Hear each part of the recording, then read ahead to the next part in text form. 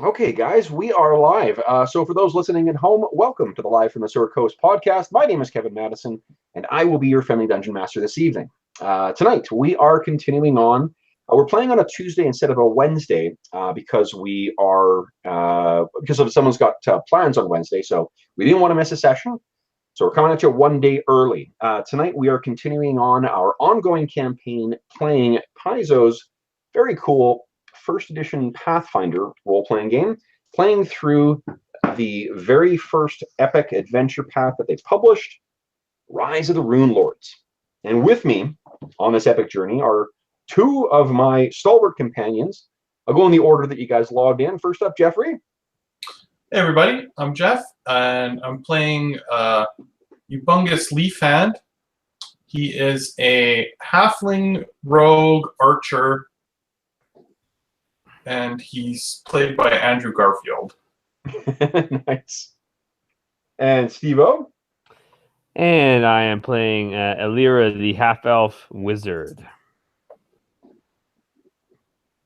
Okay, sorry guys. So what I'm doing, we for those listening at home, we have had issues in the last our last session with the recording not working properly. So I am just going to check to make sure we're actually streaming here and that we are not talking to ourselves here. Let's see here. So let's see, guys. Come on, you little horse. Here we go. Just tell me it's live now. Let's see if we actually can call it up. So let's see, guys. Oh, yeah, we appear to be streaming. Sounds good. Horse. Here we go. Just tell me it's live now. Let's see if we actually can call it up. I don't know who this jerk is talking in the background, but fucking guy. Jeez. Okay, cool. So actually, it does appear to be working. So at least for the time being, I will keep this live. I'll keep this thing running in the background just to make sure that we don't lose the stream at some point. But anyway, so as I said, tonight we're going to be playing or continuing on with our Rise of the Runelords adventure path. So let's log into Roll20 and let's get some dice rolling here. I got some characters to kill.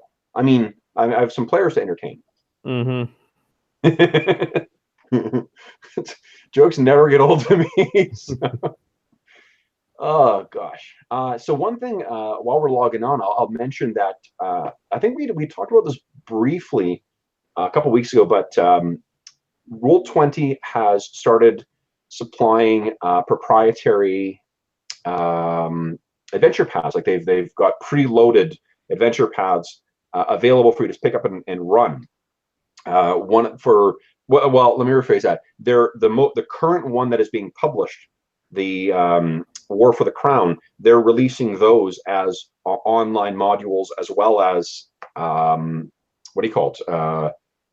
So you can basically, they're ready to play on Roll20. The trouble is that it doesn't have any of the older stuff, and they have developed a new character sheet for it to use with that adventure. Okay, so it looks good. Looks good. Let me share screens here. The downside to that, though, is that it uses this brand new character sheet that is way fucking worse than the one we're using. Oh, yeah, it's super rudimentary. Like the level of interface is about the same as what I mean. Like the very very basic other character sheets we've seen in other games. Let me see here. Let me share screens here. We'll bring everybody to Sandpoint. Let's see here. Whoops, what am I doing? Present to everyone. There we go. To me. And let me hit, I got to turn my camera off and then hit refresh. Everything is production with Roll20. My goodness. All right. So last we left our heroes, you guys had just participated in a harrow reading with Madam Mvashti. Is that right? Yeah, that is correct. So you guys had arrived last session as a sort of, last time on Rise of the Runelords. You guys had arrived in Sandpoint, traveling there originally from Riddleport. Actually, let me bring you guys to the Varesia map here, and we'll do a little Indiana Jones-ish, red line going across, although I'm not going to draw actual red lines. So you guys originated in Riddleport, scenic and scummy Riddleport. You set sail, and you sailed all the way to Magnamar. And along the way, you heard a little bit about Madam Mvashti from a sailor who had been told by her that if he spent 3 consecutive days on land, that he would find his doom. As a result, he had not set foot on land in 23 years for more than 2 days. You guys traveled from Magnamar up to scenic Sandpoint, and arriving in Sandpoint, boom, you obtained a room at the very active Rusty Dragon, run by the lovely Amiko Kaijitsu. While you were there, you also met a lovely halfling lady as well. It was one of Amiko's staff, and she pointed out the way, or recommended where to go to meet up with the other halfling that Humongous, you were going to meet up with. And his name was, let's see, it was Olim, right? Olim Demvakis. Boom, remember that guy? Yeah, I do remember him. And so I'll give a quick reminder for what Amiko looks like as well. So there's what Amiko looks like, guys. And remember that Amiko is played by Lucy Liu in the film version of this adventure. While you were after you'd had a meal, I think after you checked in, you decided to take in the town a bit before you. Well, no, you had a meal as well, and then you took in the town and you met, or rather, you saw Sheriff Baylor Hemlock, Baylor Hemlock. Remember the big Shawanti guy played by Bruce Willis? Let me show him again here. Boom, there's Baylor Hemlock. And you got a sense that you saw where the what's the name of that school / orphanage? It was the Tarandarok Academy, right? Remember, there's that old guy who was outside, the schoolmaster. You made your way down to saw where the cathedral was. You identified where Cathedral Square was going to be, so you could make sure you were there for the big events. One thing I misspoke on last week, guys, was that it's not actually at sundown is when the actual speeches will go, but it's noon when the Swallowtail release is happening. Okay. Now, to get some dice rolling, are either of you trained in knowledge religion? No. Okay, so you give me who's trained in knowledge local, though? I think you are, Jeff, right? Yes. Yeah, so give me a roll for knowledge local, please. Let's see. Scroll down this giant sheet. Remember, you can there's the shortcuts at the very top there. If you click on skills, it should take you to a short list of skills too. Oh, okay. Whoa! Holy shit! Well, I know the local. So you certainly know what I was getting you to roll for, to see whether you knew which faith that this was related to. And I think you've heard that there is a goddess named Desna, or Desna, sorry, not Desna, Desna, who is the goddess of travel and fate and wanderers, that kind of stuff. And she is highly favored by the local Varesians, those like gypsy type people. And unsurprisingly, while the cathedral is a multi-denominational faith, the Swallowtail Festival, or rather is a multi-denominational structure, the Swallowtail Festival is a celebration of Desna. And at noon is when the big release will be. So you've had it recommended to you that you not miss that. So that's why you guys went up to the Cathedral Square to see what was, to see what was being set up there and what you were what to expect.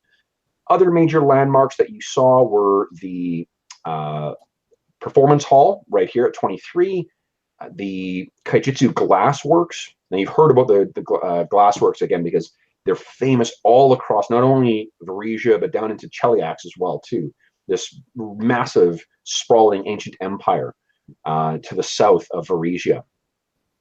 In 10 is the barracks slash the jail, and right across the street is the town hall. Over here is where you met that charming half-orc gentleman who looked like this. Yeah. Remember, he was a fan of yours, Alira. Oh yes, like all the boys. Oh, Steve, do you have your headphones on? Yep. Do you? Okay, hold on. I'm getting some. Let me mute you. Speak again. Hello. Testing. Okay, no problem. I fixed it. Okay, so let's see here. Where we left our session last night, though, was in 28. This was a very old manor house where you guys were outside of it. You met two family members. There was a brother and sister. The brother's name was Kostin Kalanova, and where was he here? Did I have him in here? I think so. Yep, so Kostin, remember, looked like, oopsies, wrong button, looked like that. Yeah. Only he had no owl, and he had no arrow and or quiver with arrows and longbow. He had a musket on his back, a bizarre invention from far off Alkenstar. And with him was his kind of unusual sister, Telebretha Kalanova.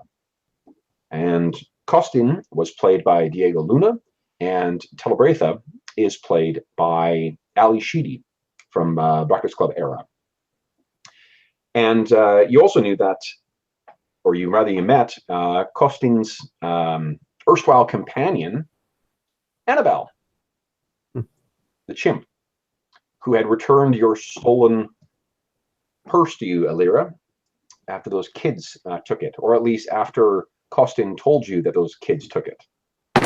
Played by Danny DeVito.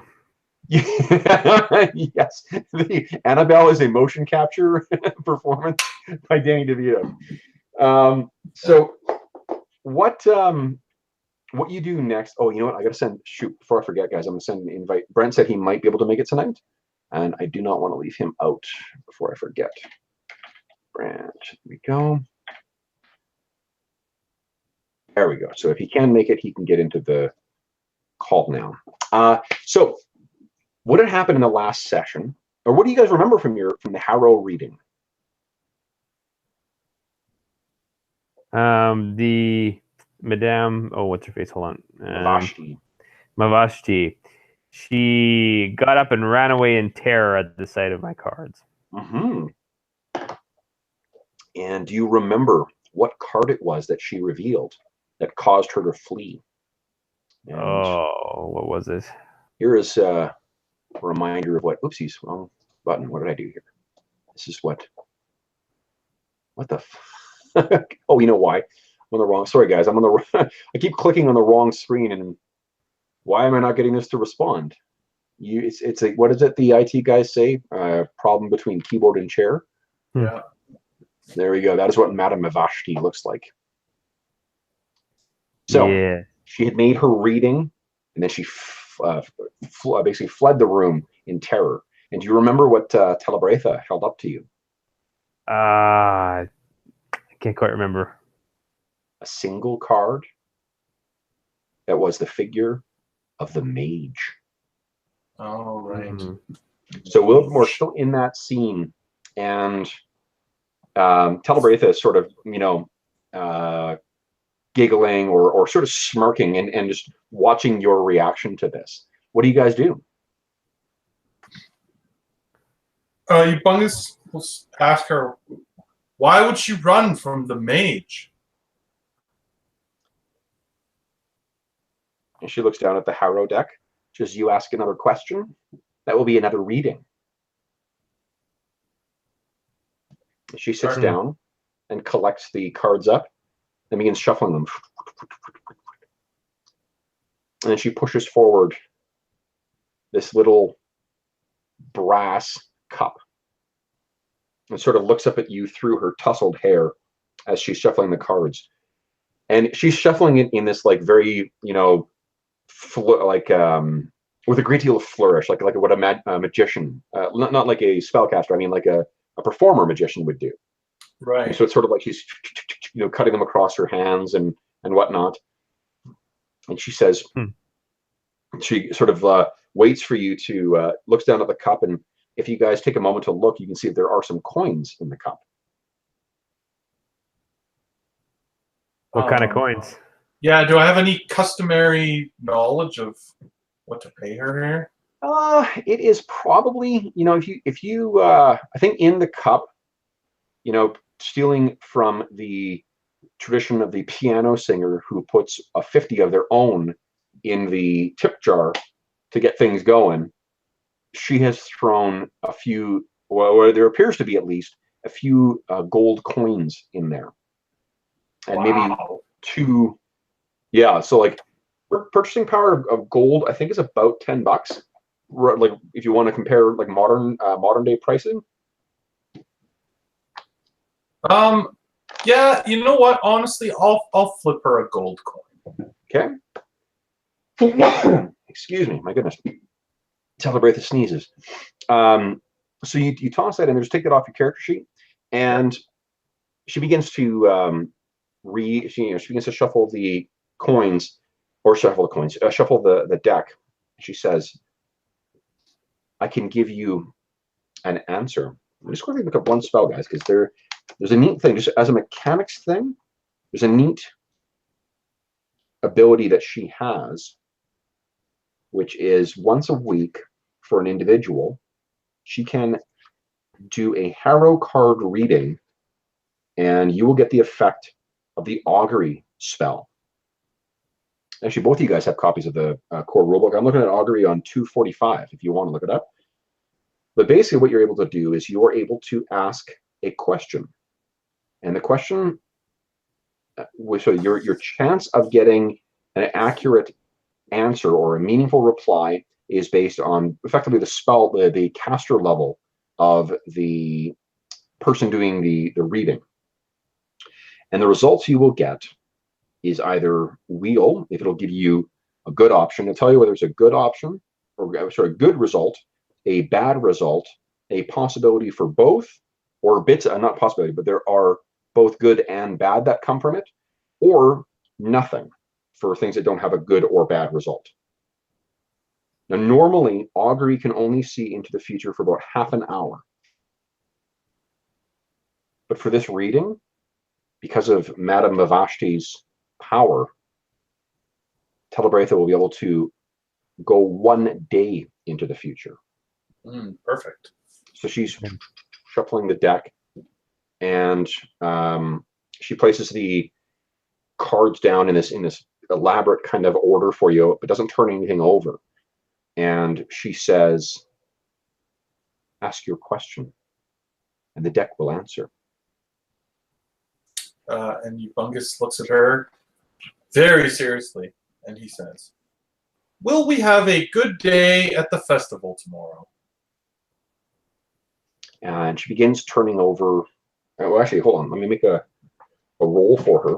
One thing, just for the folks listening at home, one thing we're trying to do in this campaign is to run everything by the rules. So all the NPCs will, as is the way with Pathfinder, all the NPCs have been built according to effectively the same rules as the players. Not necessarily the same resources as the players, but the same underlying rules. And we're going to be implementing that throughout. So in a way, this is going to be me seeing how this game plays as much as the guys as well.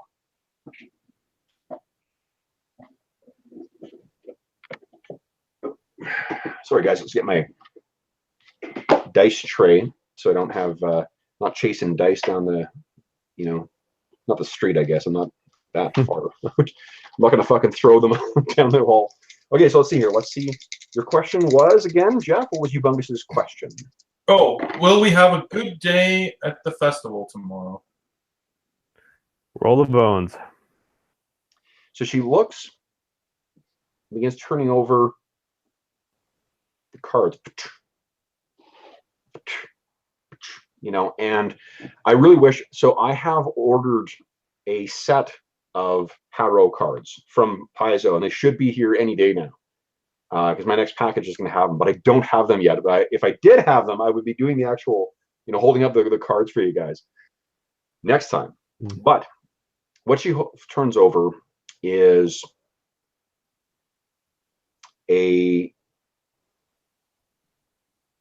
so like some of the cards that turned over are effectively inconsequential. They're just, if you picture like what a tarot card or a tarot deck looks like, that's sort of what it's going to look like.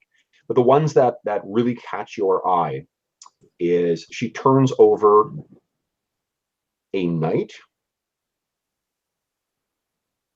She turns over a hunter. She turns over the sorceress. Would you guys both give me a perception check? Oh, no, sorry, sense motive, please. Whether you're trained or not, you can make a check on this one. All right. Wow. Whoa, you bungus. Jeez. Hannah Lyra, my God. So you can see on Talabatha's face, there's a bit of a, for a split second, you see she's taken back by the reading when she turns over the sorceress. Mm. And then she turns over a prince. She turns over a small, no, it's a set of coins depicted on the card. And then she turns over another, and it's death. And she looks.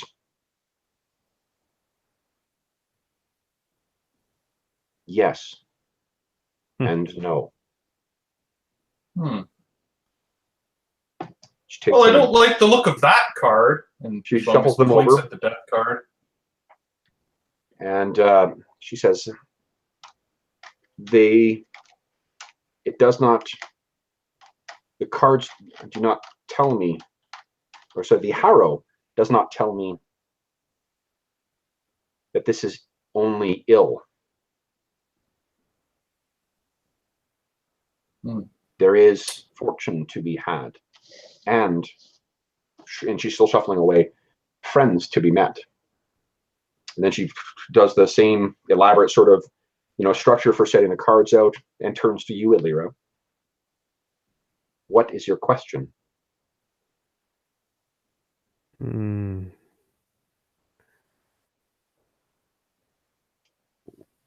Where should I seek the wisest sages? Well, remember the way that the answers will come? It will tell you whether your question is going to lead to weal, to benefit, to woe, to both, or whether it's unclear.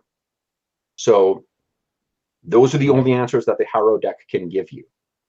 Okay. So make sure to structure your question in such a way that it can offer you that insight. And she's looking at you now through her like tousled hair again too. Right. You could ask about one of them, I guess. Yeah, you do have that list of people that you recommend to you. So I've got your email here. One's a bookstore. One's a library. One's a person. Right? I've got it right here. Yeah, okay, great. I got it. Robert, the Blue Stones. Just ask if it's going to be good to meet them, or ask if they're in town.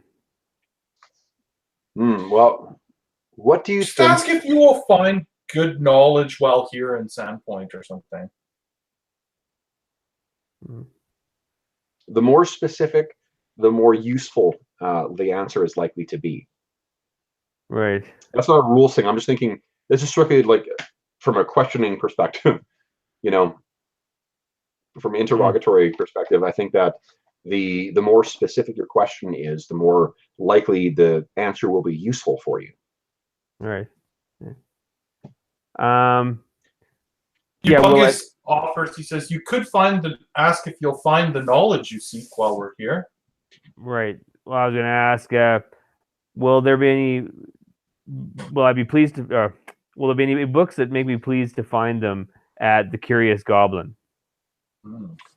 Ask me that question one more time. Will I find any books that I'm looking for at the Curious Goblin? Will you find any books that you are looking for at the Curious Goblin? Yeah. Do you have is there a specific book or type of book you've got in mind that when you're asking that question? No. Because if you're not looking for books with information about what's the knowledge you're after? Isn't it the ancient people or whatever they're called? Yep, that's right. For Thassalon? Yeah, Thessalonian knowledge, right? That's right. So I guess, in order for the Harrow deck to give you an answer, if you don't know what you're looking for, if what you're thinking is, will I find a useful book on Thassalon at the Curious Goblin, if that's the question you've got in your mind, then that is the question that the Harrow deck will try to answer. Sure, let's do it. Do that, okay. Okay, she begins to turn the cards over and flip, flip, flip, flip, flip. And there is, amongst the cards that stand out, are the Scholar and the coins again. And she says the Harrow suggests wheel.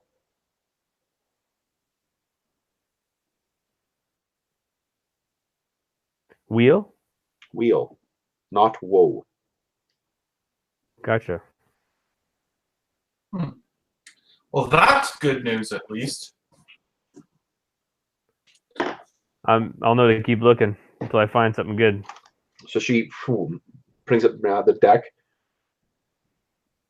and then she looks at you and says, "You should go."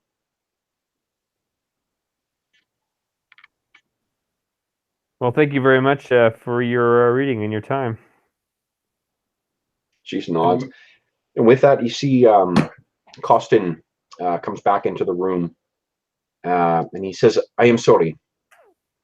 The Madame is weary and fatigued from the day. Very busy, and tomorrow is a very busy day. Please." And you, Annabelle comes lumbering back into the room as well too, and Costin says, "Thank you for coming." And he looks down at the deck and sort of shoots Telebratha a look, and he says, "You did a reading?" And she sort of looks up, like she got away with something, like she knew that she shouldn't have done that. And he says, "I am terribly sorry, my friend. Small one, the lovely Miss Alira, please." And he leads you guys down back through that. Remember, the house is all crammed with all that weird, accumulation of stuff, as if these people had been living in this room, or their family had been living in this home for generations, and accumulated stuff from all over the world. You're looking past and seeing weird skulls, and there's things that are sort of sitting in jars, and you make your way then out into the street. And you're not far. As you step out, you can see again there is the Ulmer's grocery is right across the street from where you come out. And Costin says, "Thank you very much. Enjoy the evening. Enjoy your evening, and enjoy the festival." And he kind of hurriedly, closes the door, and you hear him walking away. And then you see at the side of the door, there's a little window there, and you see Annabelle sort of, pulls the thing aside and kind of, Yeah. black eyes are looking out at you guys. Then you hear from inside the house, Annabelle! And you hear her thump land on the ground and then go scampering down the hallway.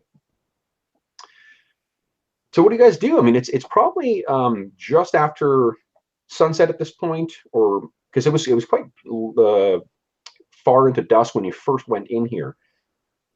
So you can see there's still the odd person who's sort of making their way around the streets of Sandpoint, but you can hear the rush of the. Oh, you know what? Hold up here, guys. What kind of fucking bush league DN am I here? We got beach sounds to hear. I think love the jukebox beach. Head back to the inn, maybe for a glass of, wine or ale or whatever, and then, probably to bed early because we've been traveling all day and tomorrow's a big day. So. Yep. Okay. So you make your way back to the Rusty Dragon, and just as a reminder, too, the Rusty Dragon is an older place with actually. Marcius Falco. Sir Falco is not there right now, so I'm just going to move him out of the way. Actually, what I can do is I'll make him disappear down to the GM layer. Wrong one. Wrong button. Mark me videos. Boom, he's gone. Okay, so on the top of the Rusted Dragon is that rusty old iron dragon that serves as both a monument or sort of like ornament and lightning rod. But as you guys get your way up to where the Rusty Dragon is, you can hear that it is very. Let's put you guys outside here. It's very active inside. You can hear like the noise and sort of the fun that people are having inside the tavern is spilling out into the street. I'm going to put some more people in here. So as you guys enter in, you can see that there is a ton of people in here. Everyone's sort of going away and whatnot, having a party. And as you walk in, I'm trying to think who you met. I think Ulmer is maybe in here. Probably he and his wife are in here as well. So as you walk in, Ulmer looks over and says, "Ubungus, over here." Ulmer. Yeah, so we'll head over to them. Sure, and they're probably sitting at a table over here. There's a lot of. I think there are a small group of halflings and humans as well too, but there's a mixed group of people who are all sort of locals who are joining at the Rusty Dragon to have a sort of like a pre-festival sort of celebration. And Ulmer is quite happy to see you guys. He introduces you to the rest of the people that are there, to his wife and so forth. And then he insists on you guys trying some of Amiko's exotic Tian-influenced cuisine. And it's, depending on how your characters feel about spicy foods, this is, they aren't overly spiced. It's not kill you spicy, but it is certainly more flavorful than, it smells more flavorful than anything you've eaten in a very long time. Nice. And very exotic as well too. So Humongous, you're a halfling, so I imagine you're not you have yet to find a point where you're too full to try something new. Yeah, absolutely. Illyria, how does that sound to you? Sounds groovy. Okay, so you got access to some food as well. And as things go on, so you hear that one of the sort of informal, you get a better sense of what to expect at the Swallowtail Festival tomorrow. And in addition to that, the very special release of the Swallowtails that will happen at noon tomorrow. At sundown is when the priest, whose name is, I think his name is Vander. 1 second, let me just double check that. His name is Father Xantus. Father Xantus, who is a priest of Desna, he will be consecrating the cathedral. And at that time, there will also be a number of speeches from other people, including the 4 families that founded Sandpoint. One of the things Ulmer asks you guys is, how much do you know about Sandpoint itself, did you know about the founding of it? I might. Give me a give me a knowledge local check. Let's see. Oh man, amazing again. Yeah, Lyra, your concerns and your studies are on more esoteric matters. Yes. So, yeah, you know, Jeff. So what you know about it, Humongous, is that there were 4 families that founded Sandpoint: the Kaijitsus, the Valdemars, the Scarnettis, and the Deverins. And those 4 families remain the most influential in the town. The town was founded about 40 years ago, 40, and since that time, it has really thrived as a new sort of destination. The Kaijitsus are Tian. They're from a very, very far off nation, but the Scarnettis and the Deverins are both Chilaxian, as are many settlers here. And actually, I think the Valdemars are what do you call it? Chilaxian as well. I'll have to double check that. But one of the things that's, I guess, that makes that significant is that they are not Varisians. They're not native Varisians. But right. what with 21, that's sort of what you know. And one of Ulmer's friends leans in and says, "So I suppose you don't know the real history then?" I guess not. No. One of the things that you may not know about our little festival is that there is a tradition of trading tales. If you have a tale to trade, I'll be happy to tell you about the history, the sordid history of Sandpoint.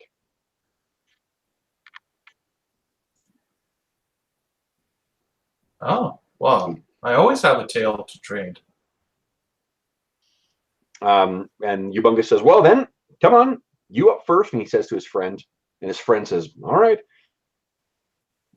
So the story goes, well, it's known that where Sandpoint now stands has been a popular destination for Varisian families for hundreds and hundreds of years.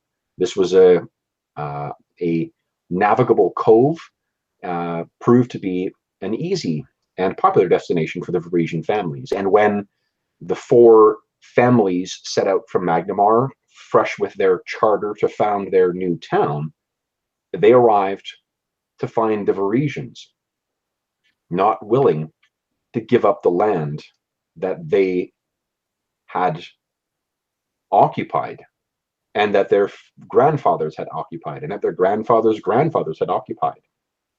Negotiations were undertaken, but then old Scarnetti decided to take matters into his own hands. Now, I would never cast aspersions upon one of the pillars of our community, but it's said that his ancestors had connections with the... Sorry, one second. I got the name down wrong. With the Zarni. Give me a... I think a knowledge local check again. Let me just double check here. I want to see if there is... Oh, killed it again. So what you know the Zarni are is basically, and Zarni is spelled Czarni. Zarni are effectively like the Chilaxian mafia. So this guy had some like mob connections. And Scarnetti and a bunch of his followers, well, they went down and made it clear to the Varisians that they would not take no for an answer. The Varisians are a proud and determined people, though, and were quite intent on delivering that no. By morning, it's said that dozens of Varisians were dead, and their camp was in flames. This, of course, brought great scandal to the entire operation, and it wasn't until a arrangement was made with the Varisians that the four families were allowed to settle what became Sandpoint. No one knows what that arrangement entailed. But somehow, old Scarnetti, it seems, got away with multiple murders. So you see, pleasant as it is now, as with most things, if you scrape away this hard enough, you'll find blood. And so the group's sort of like, oh, that's just tales. Come on. Blah, blah, blah. And then Ulmer says, well, all right then. You've shared your story. Ubungus. You want me to tell the story I prepared? Fair is fair. Please, yeah. Yeah? Okay. Ubungus looks him over and he says,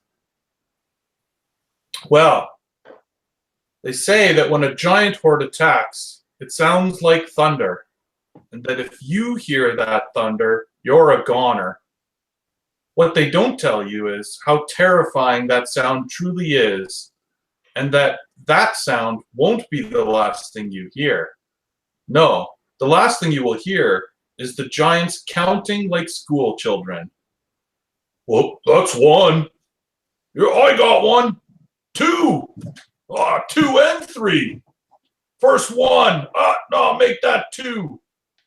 As the thunder approaches and you hear the giants counting up, bellowing through the streets, interrupting your peaceful dinner with your loved ones, you come to realize that they are counting their kills. A game? The giants are playing a game as they bring about an end to your world? Smash! You hear as your neighbor's house is demolished beneath an enormous club. I think that's 7, 8, 9. Hard to tell in this rubble. No cheating. Also 6. Crash! As the roof is ripped off your family's home. A home built by your grandfather and his friends many years ago. Truly beautiful craftsmanship. Now, gone. I'll be more careful this time. 10. The last thing your father will hear as he is lifted into the sky. 11. Then your mother. However, she manages to sink her dinner knife all the way to the hilt into the giant's thumb, and with all of her strength, pull it a good ways. She caught me. Wimp. 13. Using this distraction, you grab for your hunting bow and scurry to the top of a bookshelf on the edge of the wall and fire a direct hit. Well, let's be honest here, pretty hard to miss. Seems though that it's more of an itch than a wound as the giant scratches the arrow out. You do see a small trickle of blood though, so there is some hope. But this is a feisty lot. Smash! You barely dive away as a club that is basically just a tree smashes the wall you were standing on. Taking quick stock, the house, rubble. The rubble pile, a smashed bow. Self, alive. Run! Where do you think you're going, 12? Running through what were the streets of your village, past what were the homes of your neighbors and friends, ducking, diving, jumping, jiving. Is that blood? Is that... Oh my. Don't stop. 15. You're going to lose chasing that runt. Shut up. You're going to lose. Then you see it. No, you feel it. A way to live. An idea to survive. And maybe give this brute a few more scratches to itch. The rubble of a great home. The remains of your village's greatest hero's abode. Up and over into the front hall. The study, there, on the wall, shining as it always has, the bow of your hero. Forgive me, you whisper as you take it down and notch the string. Grab the quiver and leave behind forever what was once a sanctuary. It felt like the safest place in the kingdom as a child, sitting with your friends in that study, listening to tales of the foes that bow had slain. There may be life in these limbs yet. As you flee out the back, you swear that you see the portrait of your hero wink at you.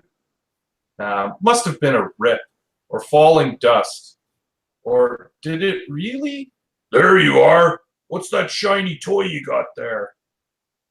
You loose an arrow into his foot. It barely cracks the leather. He grabs for you. Duck! Jump! Grab at his arm hair. He tries to shake you loose. Whoa! You get flung onto his shirt. You use an arrow to get a hold. Slap!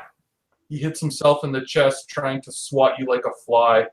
That was close. Luckily, he just got your scarf. Oh, your scarf. You quickly unwind it from your neck, look up, see his golden earring, and whip it. It catches on. Now you quickly climb up onto his shoulder. Standing on the shoulder of giants. Not exactly how you would have imagined. The village, gone. You spot a few survivors pushing their boat out into the water. Destruction everywhere. So many friends. You feel a swell of anger and notch an arrow. Look down a giant ear canal. Fire with the hand of your hero guiding the arrow. It disappears deep into the darkness and flesh. Ah! Your footing shifts. The giant's going down. Could he be dead? No. You just hit his inner ear and he lost his balance. Crash! He hits the ground. Flap! You land on his cheek. He starts to turn his head. You think he's just going to eat you at this point. One last move. You pull your grandfather's dagger from your belt and lunge. The blade sinks into his neck. You swing your whole body using the momentum of his chomp. Then, using your body weight and holding tight to the dagger, you slide all the way down to the ground. The blade, not long, but sharp, and in this case, just long enough. As you slide across his throat, you get doused in his blood, stinking giant blood. But in this moment, it doesn't stink. It smells sweet. You turn and start running for the water. Maybe you will live to see another day. You swim out to the boat to join the handful of survivors. Well, let me tell you, friends, I have heard the thunder. I am not a goner. What I have to say about this is, that's one. That's awesome. Jeff, you Nice. get a hero point. Nice. So what a hero point is, Well guys, deserved. is that I'm not going to give the hero points the way that I do with other, like, fortune points or stuff like that, because I don't want them to. I don't want you guys to be routinely sitting on those things and be able to use those to meet every challenge. But for that kind of like really, really excellent role playing and clearly like extra work that was put in, I want to be able to reward that with something beyond just like, here's some XP. So Right. what I'll do is actually I will, if you take a look at the Advanced Player's Guide, it has the rules for what you can do with a hero point. And then maybe what I'll do is I can also send you the link to the rules on the Pathfinder reference document, that the website that has all the Pathfinder rules on it. But just basically what you can use them for is you can act out of turn. You can gain a +8 luck bonus to any D20 roll before you make the roll, or +4 after you make the roll. You can gain an extra action. You can gain inspiration, but I mean, that's if you need a hint from me about something, you can spend it. You can spend a point to recall a spell that you've already cast. You can spend it to re-roll any D20 you just rolled. So if the +4 won't cut it, you can re-roll the dice afterwards. Or you can do, you can petition the GM to allow a hero point to be used to attempt nearly anything that would normally be impossible. So that's cool. we'll just let you guys, and then also to cheat death. You can spend a point to cheat death altogether. One house rule I'm going to use is that you guys can spend hero points for your allies as well. Nice. Choose So to we can sort of use them like story points as well as we have in other games. Yeah, I think I'll allow you to do that. Discretion. Yeah, and so the because the game really focuses on you know, like what you're carrying and stuff like it models so much of that stuff in a nitty-gritty kind of detail. I don't want to routinely allow flashback and stuff like that, but I would allow a hero point to be spent for that. Right, exactly. Okay. You know, so like for instance, like if you say you find yourself in a situation where you're like, you know what, I really would have wanted to purchase a 10-foot pole, but I forgot to do that. I guess when you spend a hero point, spend the gold, and you've got one on you. We just didn't notice it up to that point. Right. So yeah, well, that's terrific. Really great job. And yeah, so everyone on the table is sort of, oh, and they, you know, as you're telling the story, people are finally picking up on the bow that's across your back, you know, and Ulmer is really speechless about this, and because I think that between the time when you saw him earlier today and now, he has realized what your town was. Grass, what was it called again? Grass something hill? Yeah, Grass Hill. Grass Hill, I think. Yeah, yeah.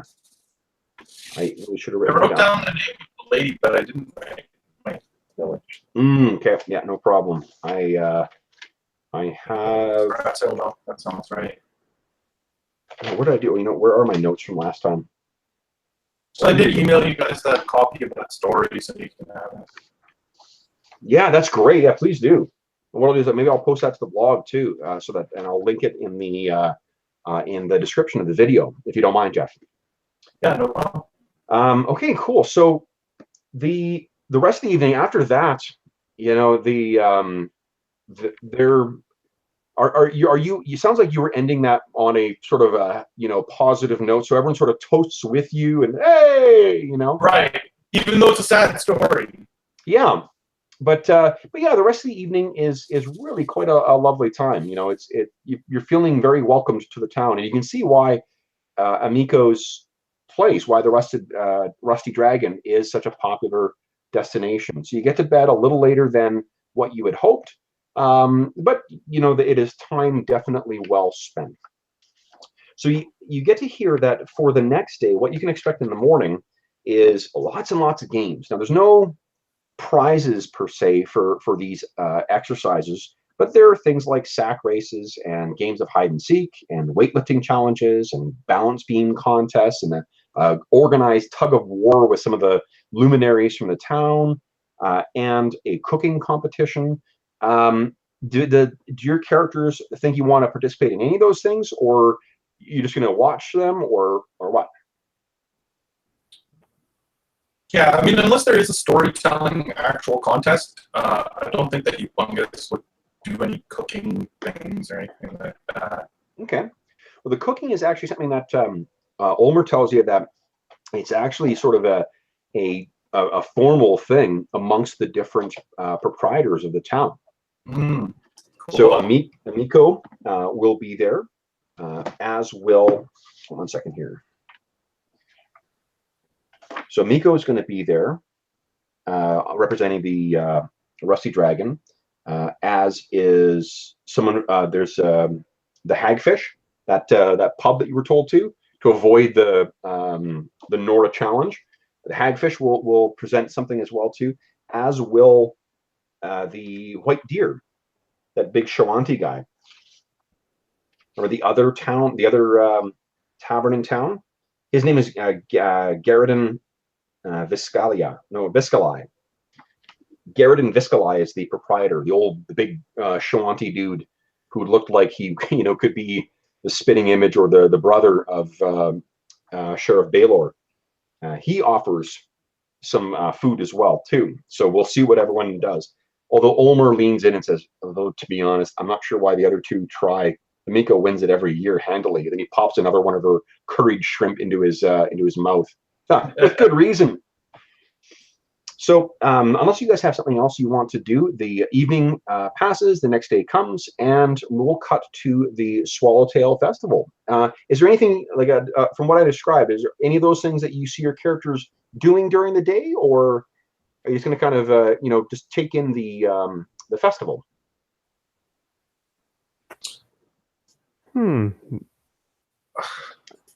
I guess looking for wares.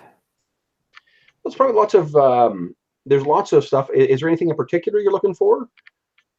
There are likely some, like hand painted, like paper sort of, what do you call them? Paper, sort of like, I don't know, like stick things, like not marionettes, but they're basically like it's a piece of like a twig or a stick that has a piece of paper on the end, and the paper is this purple and pink butterfly on the end.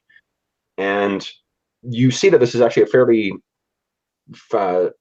a feature that seems to be present on much of the special markings that make up the festival grounds.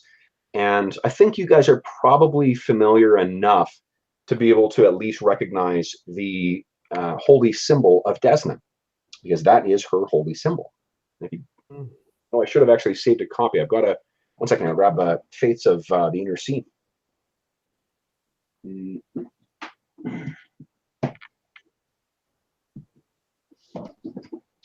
you go. That's one of the benefits of playing right next to my Pathfinder library, is for when I forget to load shit, I can just do this. So Desna, this is, whoopsies. This is the holy symbol of Desna. A butterfly. So that's sort of the main god around this town? Yeah, Desna is the one that I said is, she's the goddess of dreams, luck, stars, and travelers, and she's very favored by the local Varisians. So you see, actually, why don't we go to the festival grounds here, guys? Is there like a little pin or something that you could buy? Yeah, probably. Okay. Yeah, make a donation. Maybe. Buy a pin for himself and for Lyra. Sure. Oh. Put one on his, So I want to scroll down a bit, guys, to get to the where this is going on. There we are. So this is the big ground. So this is not necessarily where you guys are, are all the time, but it gives you a sense of sort of what the crowd is like here. And it's tons of people, and seemingly from all over too. There are Chilaxians dressed in elaborate kind of silks and fancy, robes or jackets. And there are Varisians dressed with very colorful scarves and whatnot. So this seems to be, and there are one or two big, burly Shawanti who are making their way around. Remember, the Shawanti are the ones that are the head shaved with the tattoos, like Baylor Hemlock and Garridan, whose last name I forget already. So, but what you see is, oh, actually, yeah. So there's the open. There is the welcoming speeches in the morning. You can sort of picture that around in the front here, guys. I'm not sure what you've got pulled up. All right, can you see where I'm pinging? Yeah. So right in front of the cathedral, these are the front steps, and there's a little platform that's set up there that I neglected to set up. And there's the big crowd there, and there's a very big sort of welcoming thing. And you can see that there are a couple people who are on the stage there, or sort of milling around the stage, who seem, from the way that they're interacting with other people, they seem like, quote unquote, important people, capital I important. And the person who first takes the stage is a woman in her, let's say about mid-40s, who looks like this, guys. And in the movie version of this, this character is played by Gina Davis. So she walks up, and you very quickly learn this is Mayor Deverin. This is the mayor of Sandpoint. And again, Deverin is one of the 4 families that founded Sandpoint. And she first gets up there, and a big smile on her face, and an excited, sort of an excited, presentation, welcomes everyone to the annual Swallowtail Festival. And everyone kind of like, cheers up. And you can see right around here, guys, there's this big wagon that's been pulled out, and there's a giant tarp across it. And the tarp is painted with the symbols, those symbols of Desna, the big two butterfly wings with stars, and then a crescent moon and a full moon on the various wings. And she says, well, we have, if you'll suffer through our opening remarks, there are some, we have some friends who wish to welcome you officially to the Swallowtail Festival, to the consecration of a wonderful new cathedral. And again, the whole town kind of like, ah, everyone's cheering and whatnot. And she says, first, I would welcome everyone. And I note that we have a wonderful turnout for this fabulous event. And I see that in the crowd, even Lars Rovansky has managed to pull himself away from his work in order to join us.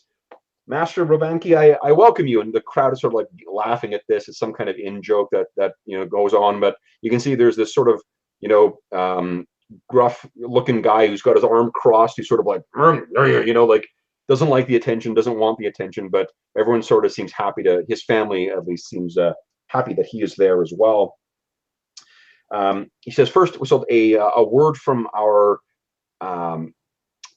capable Sheriff Baylor Hemlock, and everyone sort of, claps, and you see Sheriff Hemlock takes the stage again and says, I welcome you all to the festival. And you can see that he's really not particularly comfortable with public speaking. I'd remind you all to be, and I think that it would be appropriate to have a moment of silence to remember those that lost their lives in the fire that claimed the town's previous church only 5 years ago. And that sort of brings the whole crowd down. And he doesn't really wait for everyone's response. He just lowers his head and just stands there silently. And it speaks, a lot to the respect that this guy engenders in the crowd, or at least in the townsfolk, because you could hear a pin drop for the next minute. And then at that, if you guys look up, you can see the mayor she realizes that this has gone on longer than is appropriate. And she sort of looks over at this other fairly colorful character. And it's a guy that you saw outside of the theater the night before. And she sort of gives him a look of like, would you get up there? So this other guy, the owner of the theater, goes scampering up. And he says, well, thank you, Sheriff. That was very respectful, wasn't it, everyone? Yes. And you sort of there's this sporadic sort of applause that sort of comes out. And he says, come, but today is not a day for looking backwards. The Desna is the goddess of travels, and she would have us look forward, wouldn't we? And forward. If you are going to find yourself looking forward, you need look only at the magnificent sight before you and drink in the wonderful edifice built with the assistance of so many of our fine citizens. And they're sort of like, give yourselves a round of applause. And everyone sort of, claps and whatnot. And this guy starts sort of doing his, if you can picture like a carnival barker outside of a tent, that's sort of the thing he goes in. And this guy, he goes by and he mentions a ton of people by name, to the point where it's, you would think that he was friends with everybody in town. And then he manages, once he's got everything sort of, worked up, the mayor sort of is, you can see her waiting to get back onto the stage, sort of take control of things again. But this guy launches instead into sort of a impromptu ad for his play again. And he reminds you guys that while there are many attractions and exciting things to see, be certain that you have your tickets for the opening night of the Harpy Queen at the theater. Because this has, again, as you have not heard wrong, the Sandpoint Theater is hosting the famous Magnamarian diva Alashanda in the role of the titular harpy queen. Yes, and he's sort of like, you can tell this is going to go on for another 10 minutes when the mayor sort of comes up and says, "Oh, yes, thank you, of course, Cedric, and thank you so much. Your enthusiasm and your support of the cathedral is greatly appreciated, isn't it, everyone?" And everyone sort of goes back into, a big round of applause. And she then introduces there are two other notables. The only other thing you mention is that that you notice is that one of the people, someone named Longiku Kaijitsu, who you take to be it sounds like he's the owner of the Kaijitsu Glassworks in town. He has taken ill, so he's not able to attend. But the mayor assures you that his presence and that he sends his best wishes and his congratulations to the father and to the town on the completion of this magnificent project. She points out that the stained glass in the cathedral was supplied by Sandpoint's very own Sandpoint Glassworks. And you hear also from the head of the Valdemar's family and the head of the Scarnetti family as well. And then after that, she sort of wishes everyone a wonderful festival, a very happy day. So the rest of the day is, sack races, games of hide and seek, weightlifting challenges, balance beam contests, tug of war events, and the like. And if you guys you're not locals, so you may just want to take things in. What you do notice is that you see Costin and you see Telebretha in the crowd as well, with Annabelle, of course, scampering along too. And Costin is sort of, he sees you guys and he nods, in your direction. And Telebretha looks at you, Ubungus, and for a very brief moment, she sort of flashes the card of the mage at you, and then it disappears. And you also see Sir Marcius Falco, the Chilaxian knight played by Sam Rockwell, who's effectively begging, "Come on, two for one. Come on, it's the festival. You can give me 2 of those kebabs for 1. Certainly, I'm an out-of-towner. You should be supporting this kind of tourism." And you sort of quickly decide to not make eye contact, I guess, to avoid him asking you to buy something for him. So you're making your way around the town crowd, and I actually, you know what? Let's take a 2-minute break here, guys. I need to go to the washroom very quickly. Okay. And then we'll carry on here. If you have any, if you guys have anything you want to do during the festival, feel free to chat about that. Jeff, any ideas? Yeah. I don't know. I think that Ubungus would just be enjoying all of the action, but not necessarily participating other than, wanting to try the food. Right. See what's going on, but not necessarily be participating in anything. Sure. Elira definitely wants to try the food. Right. Girls. But she's not. She also doesn't necessarily want to participate in anything. Right. Okay.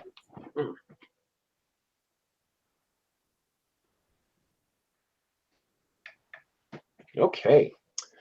Sorry about that. So around noon is when you guys are.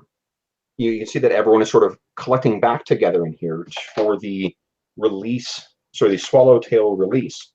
Are either of you trained in knowledge nature? No. No. Okay. Shit. Okay. Oh. No. No, that's fine. So you guys are not sure what to expect from this. What does the word swallowtail make you think of?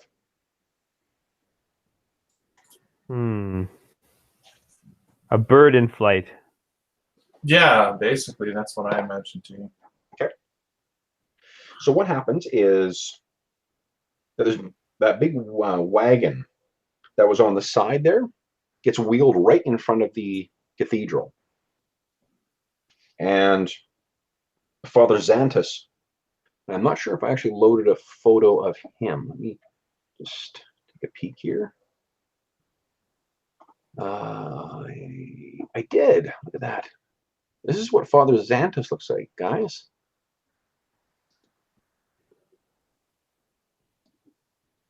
So this, I think he's probably in his mid-40s, maybe a little later. He walks out and he's dressed in the blue robes with lavender accents that are typical of the priesthood of Desna.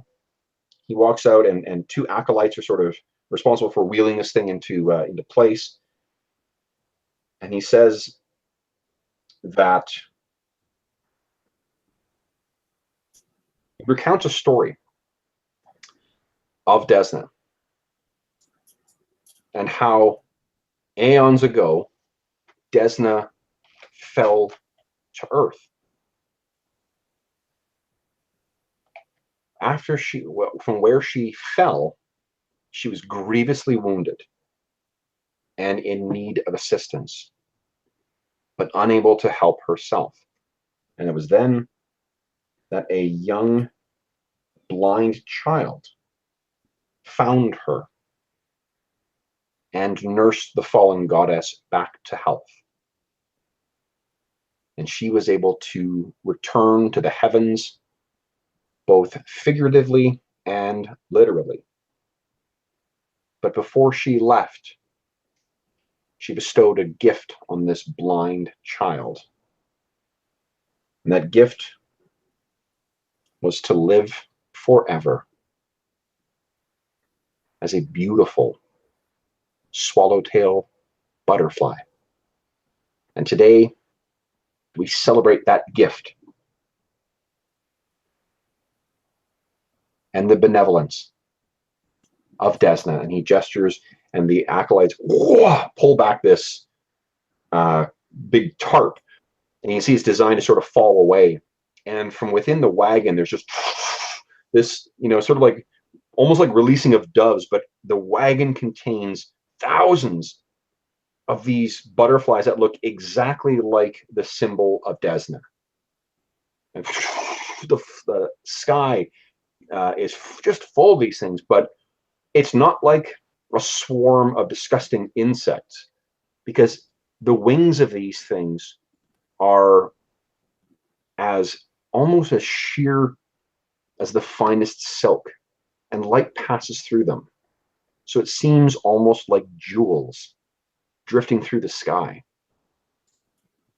And it's a sight unlike anything you have ever seen before. So you hear someone else say to their son that, Edic, if one lands on you, it means there is nothing but fortune in your future. Guys, would you each give me a D20 roll, please? D20.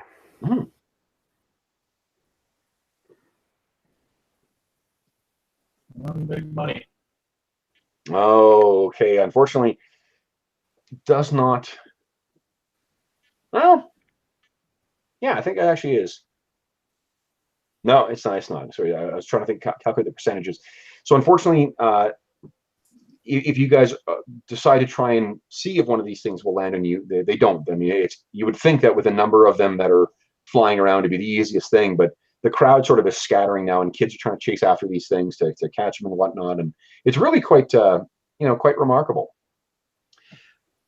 The rest of the day, then lunch happens, and lunch you find out is free, and it's at the expense of the taverns. And sure enough, the three taverns that I mentioned, the two taverns and then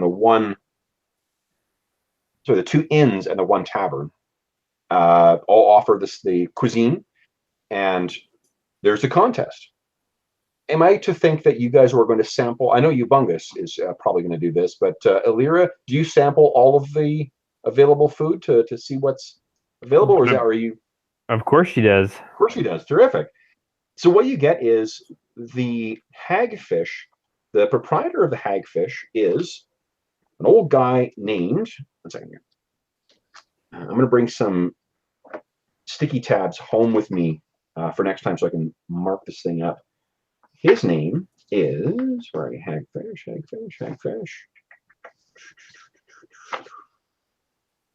Jargy Quinn. This goofy one-legged guy who he honestly sounds like, you know, like what like a Disney pirate sounds like. They're kind of like, me mateys, you got to try my food. That's what Jargy sounds like. So Jargy is sort of talks up, and what he's got to offer is lobster chowder. You must try me lobster chowder. Enough for all of you. Come on, fill your bellies. This is Jargy's year. Wouldn't you agree? And the lobster chowder is pretty good. You know, I mean, like, it's. I'm not sure how familiar you guys are with that kind of seafood cuisine, but it's pretty good. And then you see that I want to say Garrison Man. That's right, Garridan Viscali, the big Shawanti guy, has a bunch of food set before him as well, and it is a wonderfully prepared peppercorn venison. Delicious. Nice. Wonderful spiced meat, but unfortunately, when you get to Amiko's offering, those other two meals seem as dry as soda biscuits. Because what she has on offer is curry spiced salmon and early winter drop mead, which all the rest of you and the rest of the crowd all sort of agree with the eventual conclusions of the judges that Amiko Kaijitsu has yet again won the Swallowtail competition. Jargy says, I thought it was my year. Avast. So after that, but I mean, both, you really wouldn't tell whether Garridan is happy or sad anyway. He seems to be just pissed in general because that seems to be his demeanor. And Jargy seems to be taking it, you know, with his loss with as much gusto as he was offering his food in the first place. So with that, you guys are sort of, you know, you make your way around the town. You've got some time, again, like the rest of the evening to kill, or rather the rest of the day to kill, because it's not until sunset is when the actual consecration will be. And we'll skip forward to then, unless you guys have any specific thing that you want to be looking for otherwise. Everyone, I should say, at the festival, too, is remarkably friendly. You know, everyone is very welcoming of the out-of-towners and everything. So it gets to as the sun begins to set, and the crowd once again gathers in Cathedral Square. They are ready for Father Xanthus to consecrate this amazing edifice that they have built. In the time you guys have also,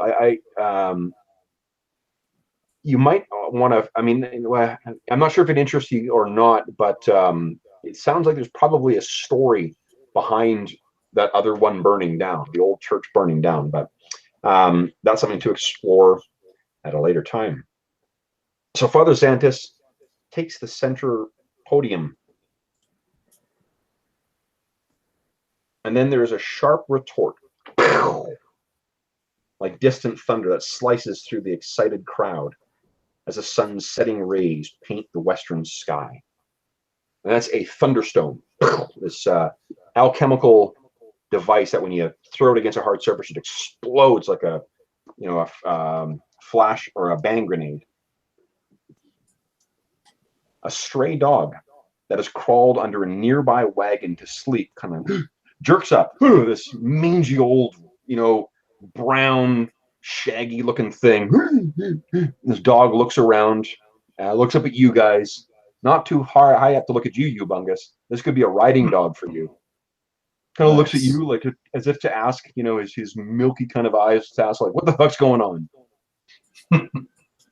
then the buzz of the dog sort of looks away, but the sound causes 24 conversations to quickly hush as all heads turn to the central podium where a beaming Father Xantus has taken the stage. He clears his throat, takes a breath to speak, and suddenly a woman's scream slices through the air. Ah! A few moments later, another scream rises. Ah! And then another. Beyond them, a sudden surge of strange new voices rise. High-pitched, tittering shrieks that sound not quite human. The crowd parts, and something low to the ground races by, giggling with disturbing glee as that stray dog gives a pain yelp and then collapses with a gurgle, its throat cut open from ear to ear. As the blood pools around its head, the raucous sound of a strange song begins, seemingly coming from everywhere, chanted from shrill, scratchy voices. Goblins chew and goblins bite. Goblins cut and goblins fight. Stab the dog and cut the horse. Goblins eat and take by force. Guys, you see the crowd part, and across the way, you can see these come crawling out. Goblins. Goblins. Now, Jeff, you were the only one with knowledge local. Give me a quick knowledge local roll. I just want to see what you know about these. Oh my God, nat 20. So you know everything. You got a cousin. Use the data one. I'm like, hey, that's stinky, stabby. Let me show you what goblins look like in the Pathfinder world, because they are very specific and fucking horrible. So this is what a Pathfinder goblin looks like. So here's what you know about goblins in this world. And this is actually just as a sort of a metagame thing. This is one of the ways where the Pathfinder world really tried to... Oh, we lost Jeff. Yeah, I just have to refresh my browser. Because... Oh, sure. Actually, I do as well, too. Maybe I'll do that because I've lost Steve as well. Let me refresh, and then... actually, I'll stop that the sound of the sea as well. Just when we're on these big maps, the character sheet loses its... Oh, it goes really slow, eh? Okay. Well, like, blanks out, and I can't even see it. Oh, shit. That's not good. Still this weird roll 20 thing. Yeah, that's weird. So, because you've been having that since before we had that other... No, wasn't having... I think it's the large maps that cause it. Oh, maybe. Okay, so here's what you know while we're waiting for Steve. You're still there, yeah? Here I am. Yeah. Yeah. Okay. So let me tell you what you know about goblins. What I was saying is that this is one of the ways that when Paizo first started publishing their own stuff, one of the ways they wanted to differentiate their world from other worlds was to take a more, to be honest, I mean, a bit more of a mature content kind of approach to some of the signature elements of D&D. So here's what you know about goblins. Goblins hate horses. Goblins excel at riding animals, but they just don't get horses. In fact, they hate all things horses. Dogs also, they hate. And conversely, horses and dogs hate goblins. Like, attack them on sight, kind of hate. Goblins raid junkyards. Garbage pits, gutters, sewers, anywhere there's garbage, you can bet that there's goblins nearby. Goblins love to sing. And unfortunately, as catchy as their lyrics can be, goblin songs seem to be a bit too creepy and disturbing to sing in good company. They're sneaky. An excited or angry goblin is a noisy, chattering, toothy menace. But even then, he can drop into an unsettling silence in a heartbeat. Let me bring up the picture one more time, guys, so you can get your visual of what these little horrors are like. Where are you, goblins? Ooh, hate them. There you go. They're also a little crazy. The fact that goblins think of things like ovens as good places to hide reveals a lot about their inability to think their plans through to a likely outcome. They are voracious. Given enough supplies, a goblin generally takes nearly a dozen meals a day. Most goblin tribes don't even have enough supplies to accommodate their ravenous appetites, which is why they're such little menace. Sorry, why the little menaces are so prone to going on raids. They like fire. Burning things is one of the great goblin pastimes, although they're generally pretty careful about lighting fires in their own lairs, especially since goblins tend to live in large tangled thistle patches and sleep in beds of dried leaves and grass. But give a goblin a torch in someone else's home and you've got trouble. They get stuck easily.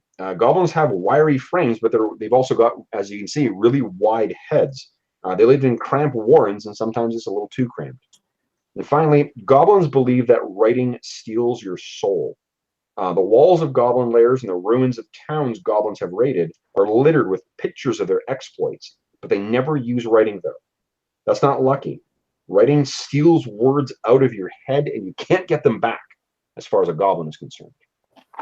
So those are some points about goblins, and those actually, this is again a metagame thing. That's actually contained in the first adventure. So the first adventure they published for this world gave you those facts about goblins to set them apart from D&D goblins.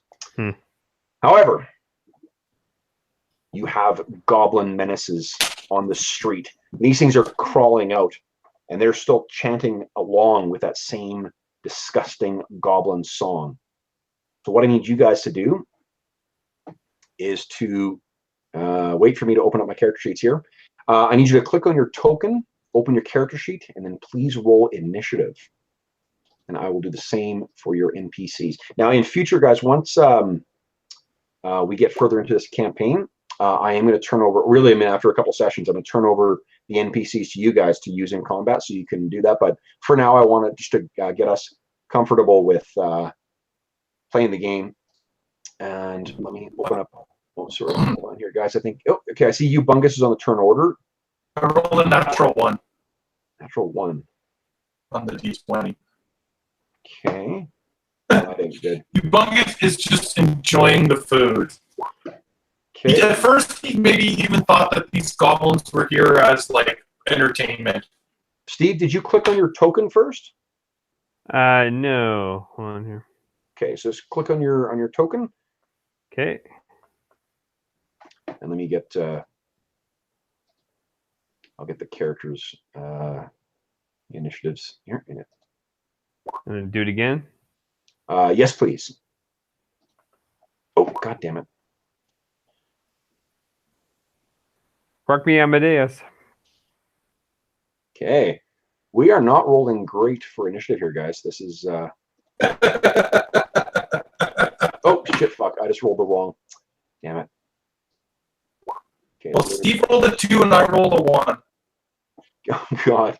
Marcus rolled a 3. So let's hear Calabretha. Nice.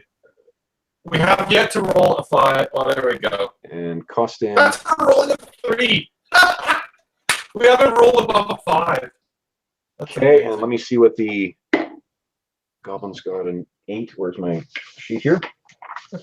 What's with the They've got a decimals? -5 on their initiative. Okay, so let me open this up here. And So I solved my problem by opening Firefox as well. Luckily, it lets me log into both without disrupting Roll20. oh, nice. Okay. So I can use the character sheet in Firefox. So it's obviously a Chrome issue. That's Or a weird. Chrome. We were having, yeah, because we were having Plus problems with Roll20 Chrome issue. before, right? Yeah. Okay, so I had a turn, and they rolled 10. Theirs would be 10.2, I guess. I guess the only problem might be that I'm getting double audio. Oh, think you can. Like, I just mean like the music for the... Oh, let me turn the music off anyway, because it's not. All right, there we go. Okay, so Okay. Okay, well, that's our order then, guys. So first up is Costin. So I think what's going to happen is actually the goblins will get a surprise round first. I'm trying to get the screen big enough for me so I can see everybody here. All right. So first things first is these little buggers come crawling out. And again, they're still chanting away. And during this round, they continue their song. Goblins race and goblins jump. Goblins slash and goblins bump. Burn the skin and mash the head. Goblins here and you'll be dead.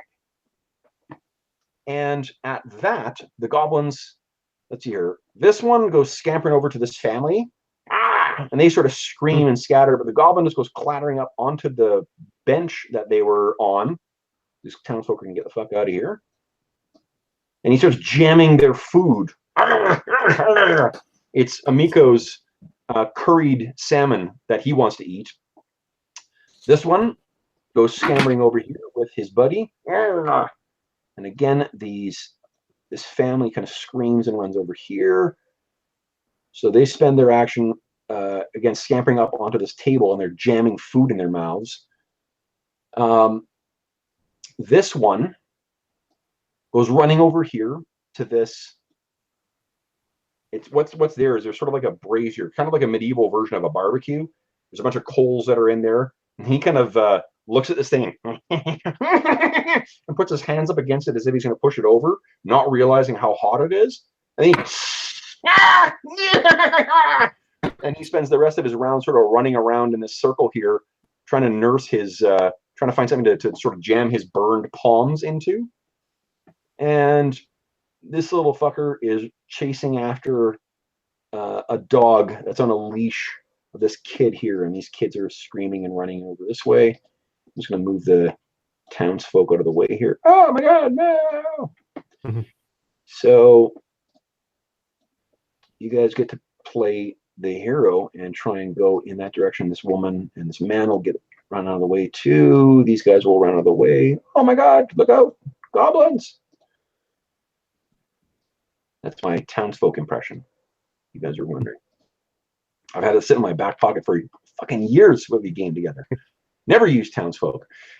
Okay, so that's what the goblins spend their surprise round doing, is just being fucking idiots, basically. So then we have Kostin. Kostin sees this.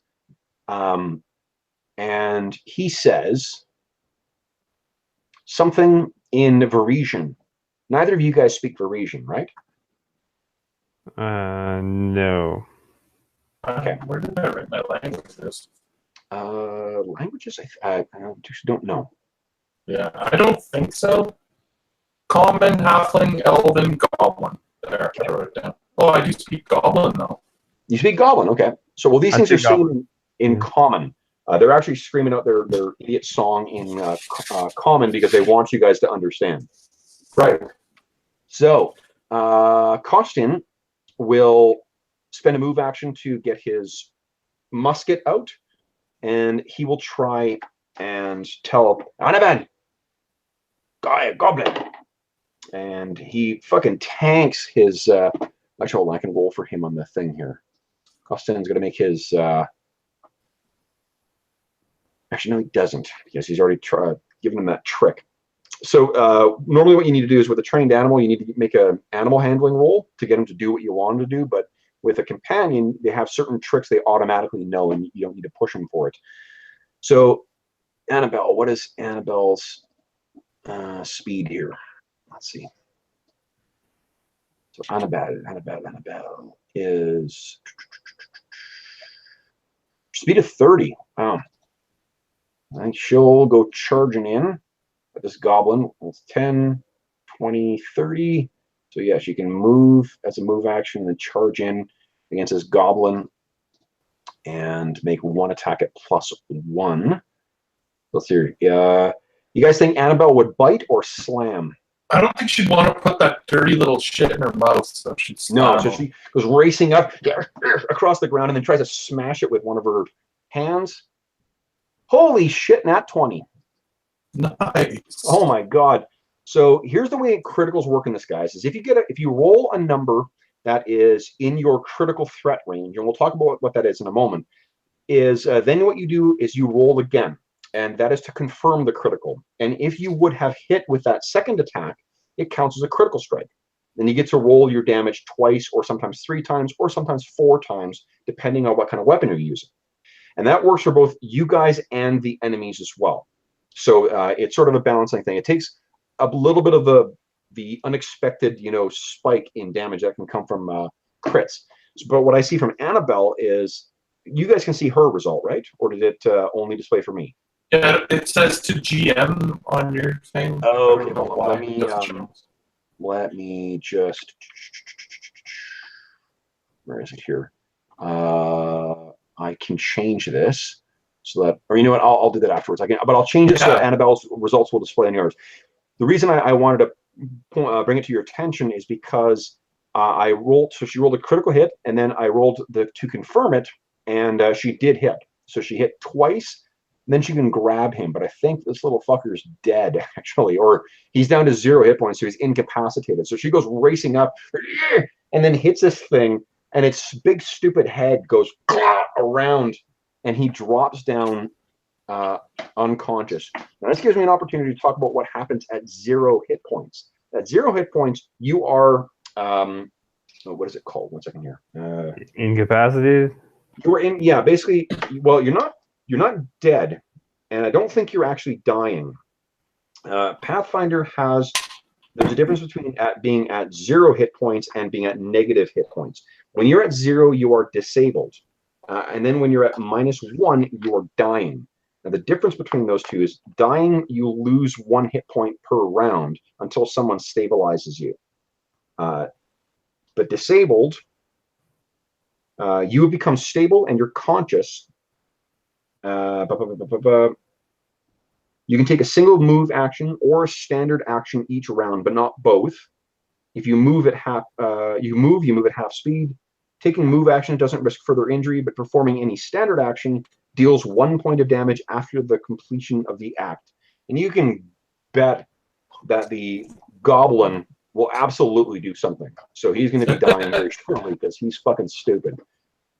So Constant is gone. Annabella has gone. It is now the goblin's turn, guys. This guy is still chasing after that dog, so he's going racing over. I'll move them one by one so you can see the direction they're going, because I want to point out one other thing here. So as soon as he goes into here, guys, you see where Sir Falco is? Yeah. Yep. So all the squares around him are his threatened squares. If someone moves through that square and then tries to move out, they draw an attack of opportunity. So because this little gobbo is trying to move out, actually, you know what? Falco's got no weapons out right now, though. So maybe I guess he'll just have to make an unarmed strike, which I don't actually have a result for. So I'm just going to ignore that it says Bastard Sword. I just want to see if this actually hits him. So an 11 versus AC does not hit. So Falco swings his fist at this little goblin, or maybe tries to kick him. But unfortunately, this little fucker is too quick. However, he has drawn the attention of the goblin, so the goblin is no longer chasing the dog and is now focused on Falco. This little dying idiot will take he's carrying something, this vicious-looking, I mean, they basically look exactly like they do in that picture I showed you guys. You got that vicious, like, cleaver-type thing in his hand. And he rolls a 13 to hit, which I don't think hits Annabelle. Her AC's 15. So he swings at her, and now he's dying because he took 1 extra point. So he collapses over backwards after having taken that action. The other goblin, he's pissed at Annabelle for hitting his buddy, but I think that his also thought is that means there's more curried salmon for him. So what I'm going to do is I'm going to make a will save, and I rolled a natural 1. So the goblin is and grabbing the stuff that was in front of Annabelle, trying to get the curried salmon into his mouth. The guy over that disturbed the family, he's going to busy himself this round eating their food. So he's up on top of the picnic table eating that. This little guy, what's he going to do? He looks over and sees this a little box there. He's trying to he knocks the box over and is trying to empty it out.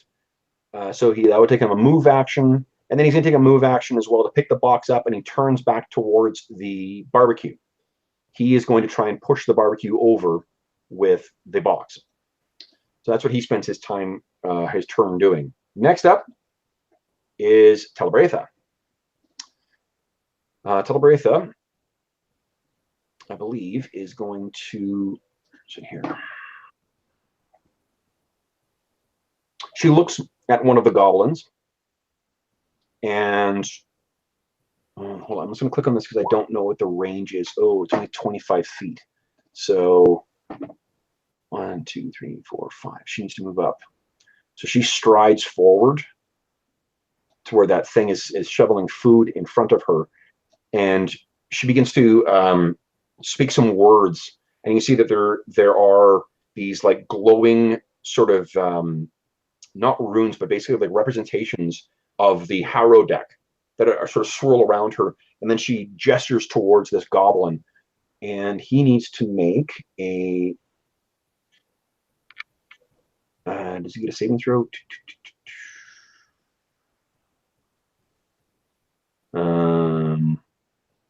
Oh, is there no saving throw against this thing?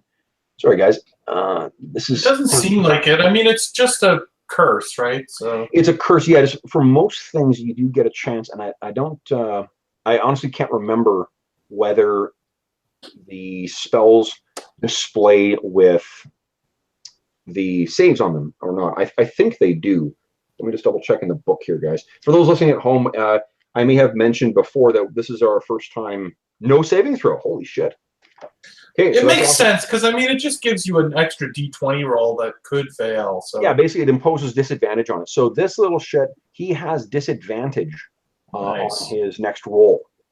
So let's see here. That'll be, well, I don't know. What do you think? Disadvantage will be brown? I don't know. Sure. Or we can do is this. Does that look like a hex? Yeah, that's pretty good for a bad omen. Okay, so she gestures that, and that is Telebratha's turn, and that is one of her level 1 spells. So she's already she has cast Ill Omen. She only has Cure Light Wounds left. So that is Annabelle, and then it's Alira's turn. Alira, what are you doing? Alira is going to. Should I color spray these guys? What should I do here? You also have, also remind you too, you have your Hand of the Apprentice ability too. Hand of the Apprentice. Remember, because of you are a Universalist school character. Now, this is the only time, just for the first session or two, guys, I don't want to drive your characters for you. I want you to play them however the hell you want. I wanted to remind you, Steve, that because you're a Universalist school, you've got that one special ability that doesn't show up in your spellbook. And what it is your ability to basically magically lash out with your weapon and then have it return to your hand. That's right. I think we're going to have to use that. Okay. Let's do a little move here, and then let's stab this guy. Stabby, stabby. Okay. So click on your Hand of the Apprentice. It should be under your attacks for you. Attacks. Okay. Attacks, melee, range, combination, scribe, scroll, combat, casting. If you click on the shortcut at the top of your page, I think that should display it. Oh, attacks. There we go. Here we go. Hand of the Apprentice. Nice. Gee, that's convenient. Mm-hmm. Sweet. Holy shit. Okay, so if you could also, Steve, go into your character sheet, you will see that there are a certain number of uses of Hand of the Apprentice per day. And it'll track for you. So it'll say like how many, and then there's a maximum. Just count down by 1. So yeah, so you step forward and your staff lashes out from your hand, boom, and smashes this thing in the back of its head. You nearly kill it in one blow. And this thing staggers forward and turns back at you. Elf witch. So that is a Lyra. Next up is Sir Falco. So the Sam Rockwell Knight says, "Oh, that's enough," and he draws his big. I think I missed my turn. Where is? Oh, you did. Yeah. Sorry, I skipped over you. Hold on. Sorry about the Ubungus. You're up first. Go ahead. Okay, no problem. This works out good anyway. Ubungus will step forward and pull out his dagger. Okay. And those with a sharp eye will see that it's his grandfather's dagger. Just so we know, the way this works, so you can combine drawing a weapon with a move action. But okay, where you're going, why don't you give me an acrobatics check because you're jumping up there. There's that table that's in the way there. If you make a acrobatics check, I won't make you 20 easily. So you roll onto that thing, no problem. And then I will stab this goblin. Awesome. Now, because you are flanking this guy, I believe you get +2 to hit. Let me grab my screen. One second here. I should have.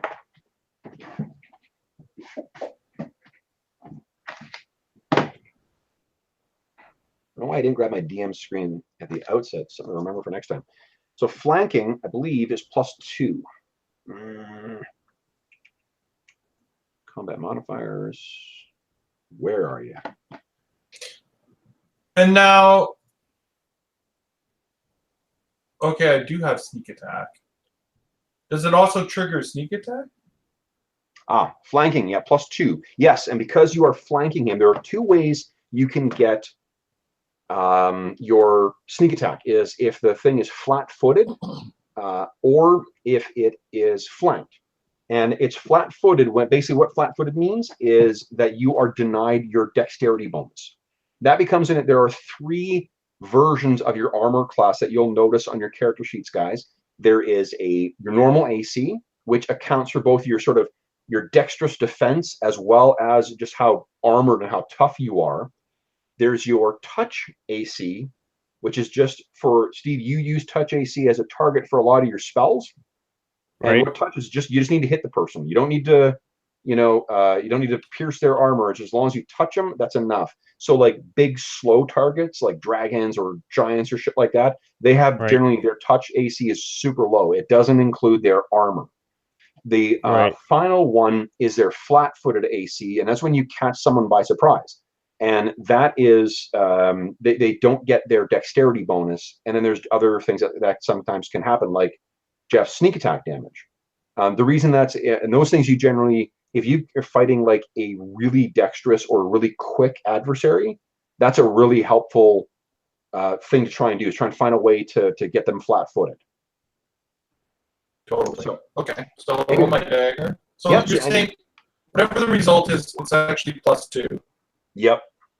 Oh, that is not good. So that is total of, oh god, you rolled a 9, and your strength is not is -1. So yeah. So unfortunately, you get in there, but even with the flanking bonus, it's unfortunately not. This thing is almost as quick as what you are. So it sees you and manages to deke forward to stay out of your way. Next is Sir Falco is going to try and draw his weapon, and I believe drawing a weapon incurs an attack of opportunity. I'm just going to double check that, guys, and I won't do this every time, because I want to make sure that if I look it up once, I should not have to look it up again. Let's see. So where's attack of opportunity? In Pathfinder, there's actually a ton of things, including casting spells while in melee or using ranged weapons while in melee, that do draw attacks of opportunity. Attack of opportunity. Drawing a weapon does not. Nope, ignore me. Awesome. Okay, so he brings this giant bastard sword out. He wraps both his hands around it, and he shouts out, "That's enough out of you!" And let's see if he hits. Oh, but he gets his flanking bonus from you. They're Ubungus, but unfortunately, it's not good enough. He brings this thing down, and that goblin dekes out of the way, getting bonked by Illyria's staff. I guess made him a little weird or wary of getting hit again. So that is it for him. Top of the round. Costin has his musket out now. He takes aim at that little shit that is on the table, scarfing up at his allies. What do you call it? Dinner, and fires. So here's a cool thing about firearms, guys. Nice. Firearms at a certain, in the first range increment, will target touch AC. So like armor doesn't do shit with a firearm. And 19 is good enough to hit. Unfortunately, he rolled shit for for damage. So he just sort of wings this little guy. Enough to make him rethink jamming all that food in his mouth. So that's his shot. He will then spend a move action to reload his musket. Annabelle is in range. Now, here's something I want to point out for you, Jeff, because you're going to be playing a shifter. Annabelle has what are called natural attacks. And natural attacks, you can basically attack with all of them. So she has 2 slams and a bite. So in Pathfinder, I mentioned that there is there's an action economy, just like there is in like other versions of D&D we've played before, and like in Shadow of the Demon Lord. In Pathfinder, you get a standard action, you get a swift action, and you get a move action each round.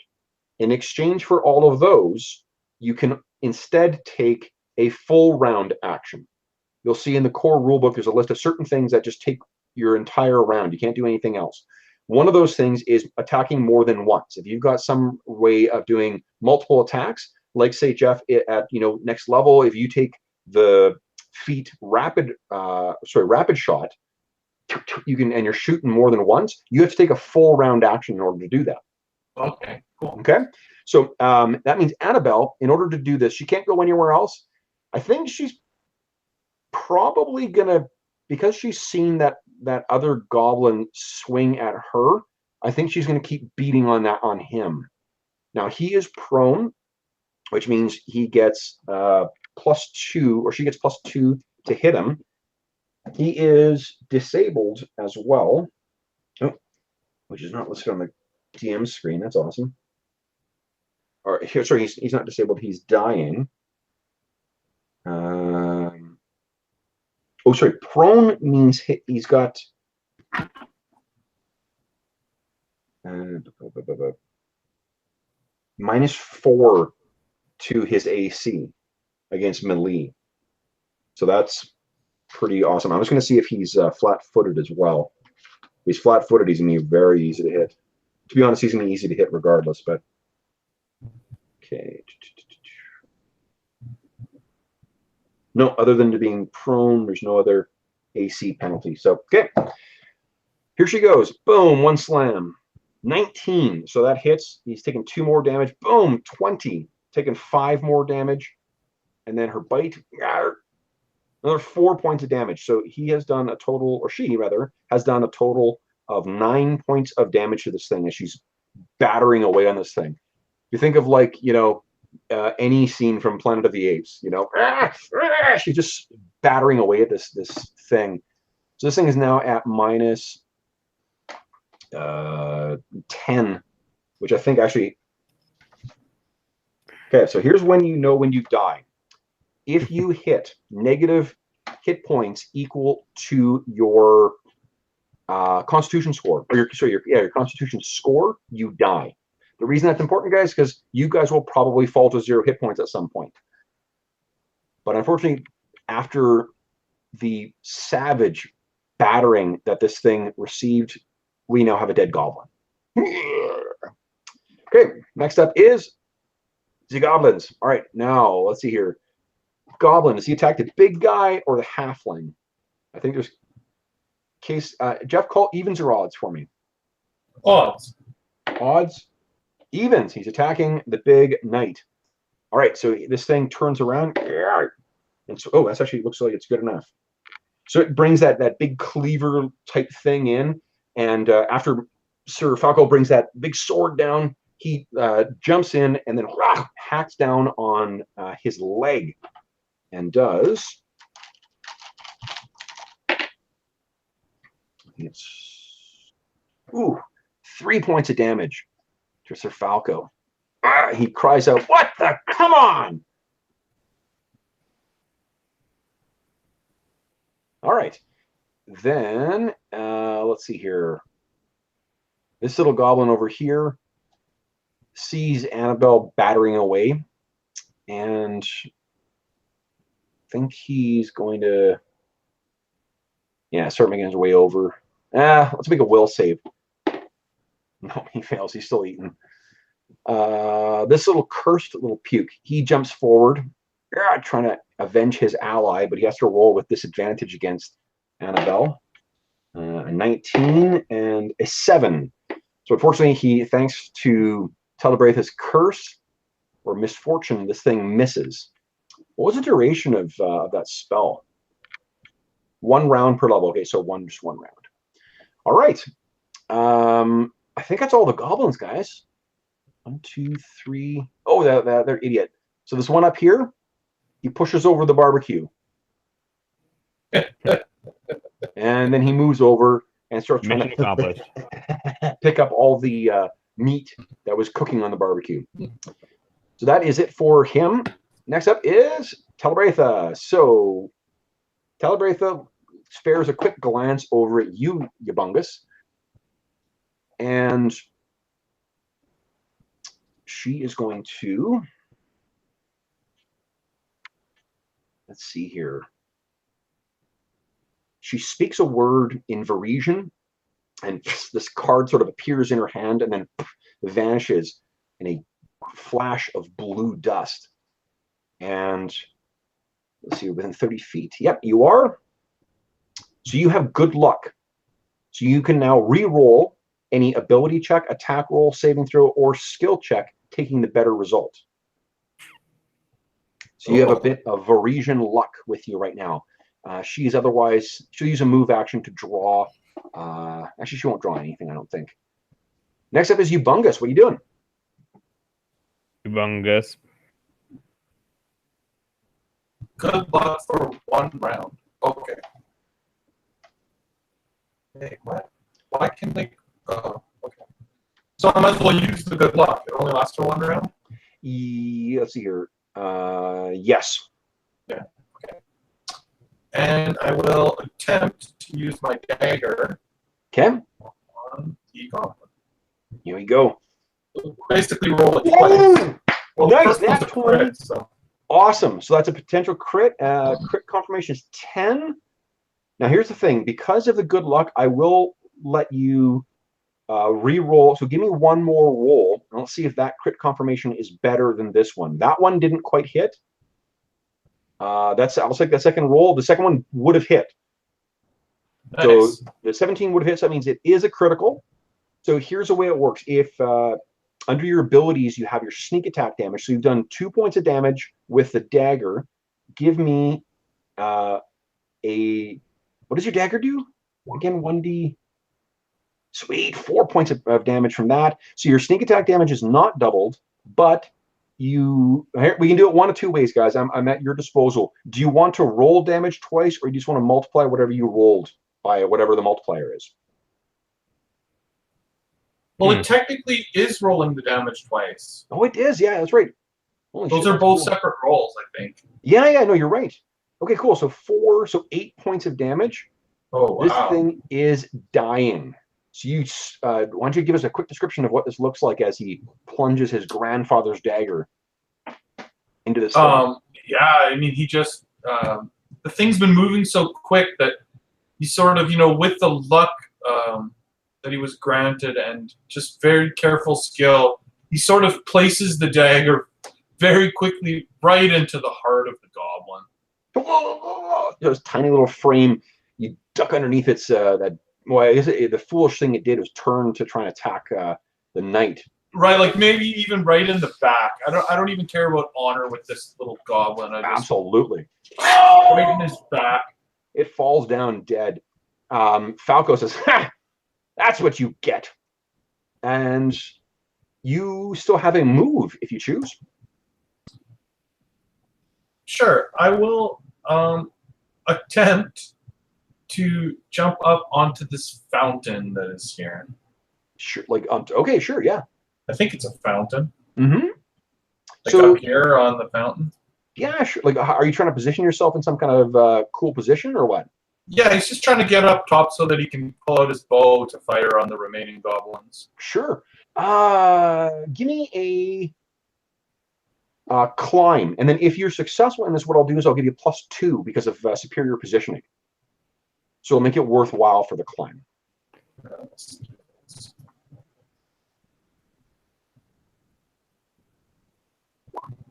Nice, yeah. So you leap across and then scramble up it like you're suddenly up on top of there.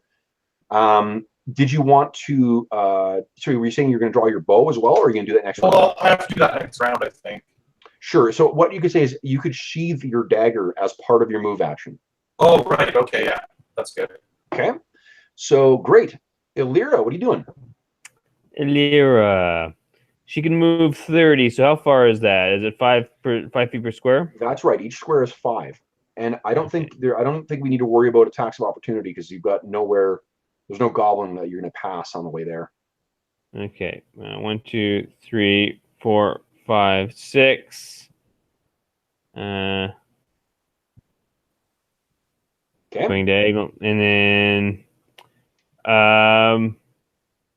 use my this thing's got no hit points left, right? Or it's got very few. This one's, that one has been it was clipped by Costin with that.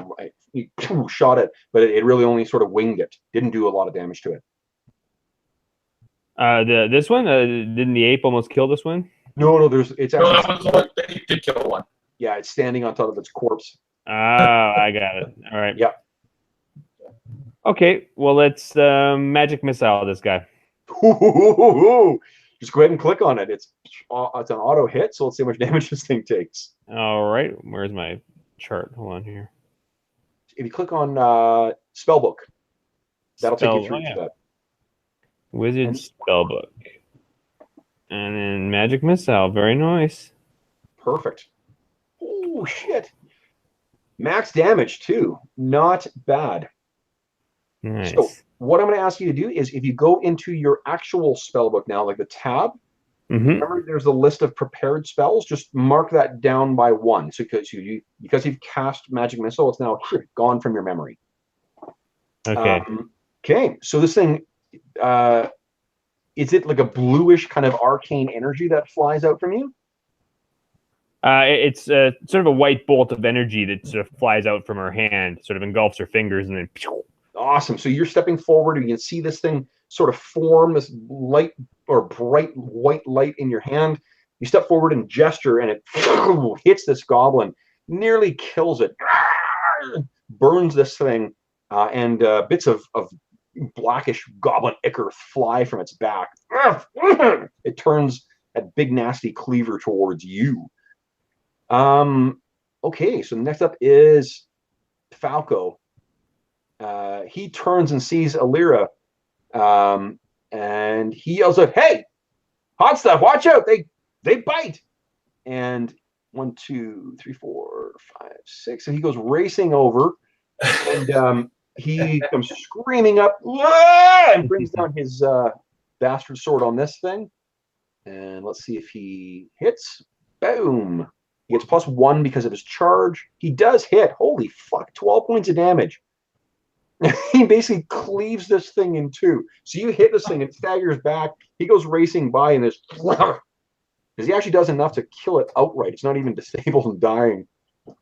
So this thing's dead now. All right, so that's Falco. Top of the round again is Costin. What was the range of that musket? Let's see. Does not say on the attack roll. Shoot. I think it's 30, though. Nope, that's Falco. Costin. Attacks. Sorry, guys, I won't have to look this up again once I look. 40 is his range. The reason I want to know is because the way range works in this, guys, is whatever your range of your weapon is, that's the range at which you don't take a penalty. The next multiple of that is -2. The next multiple of that is -4, and so on. The downside to firearms is their range is garbage. They get really inaccurate really quickly. So he's already reloaded. So I think what he's going to do is he runs up and stands next to his sister, and he brings up that musket again and fires. He's not going to be able to reload this round. Let's see if he can do better. He curses in what do you call it? In Varisian. That shot's a little better. Hits the goblin, that one that's eating the family's meal. He looks over, a bunch of lobster chowder dripping out of his giant mouth. But that hit sure got his attention. Next up is the goblins. And Costin, unfortunately... Oh, actually, Annabelle's got to go. Annabelle is... Actually, he hasn't given the order to Annabelle, or... I forgot to give an order to Annabelle, so I think she's sort of taking in what's happening with you guys right now, and she's not going to act. The goblin is going to leap off the table and charge at Costin. Actually, she doesn't have, or the goblin doesn't have to. He can just move over and swings at Costin with his nasty cleaver and misses with a 3. Okay. Next up is Talabratha. Now, Elira, are you what are you thinking for this round? Are you going to use Handy the Apprentice, or you have something else in mind? Steve-O? Nope, is Steve still with us? I don't know. Oh, I see his, he may not actually be on the call anymore. Let's see, Steve. Well, actually, while Steve is doing that, let me take a look at Talabratha's abilities. Steve, you back yet? Hello? Hello? Nope, it's not what I was looking for. Oh, yes, it is. I think what she will do, so Talabratha looks over at, oh, Steve, you back? Hello? Oh, I hear someone. Steve, you there? Yep. Yay, okay. Yeah. What I was asking Steve is what did you plan to do this round? I was going to, let's see, I could use my Ray of Frost this time. Okay. So then the reason I ask is because Talabratha will cast her hex on you now. Oh. So you can go ahead. So she once again turns and says something in Varisian, and then this like card appears and then vanishes in her hand, and there's this bluish dust that sort of goes around you. But Ubungus, you're up first. What are you gonna do? I'm going to draw my silver bow. God damn it! I forgot something too. So crit. I've actually got these awesome crit cards, and I want to use the crit cards for this campaign too. I was wondering what happened to that. Yeah. So that's cool. We already rolled a crit from Ubungus this round too. So.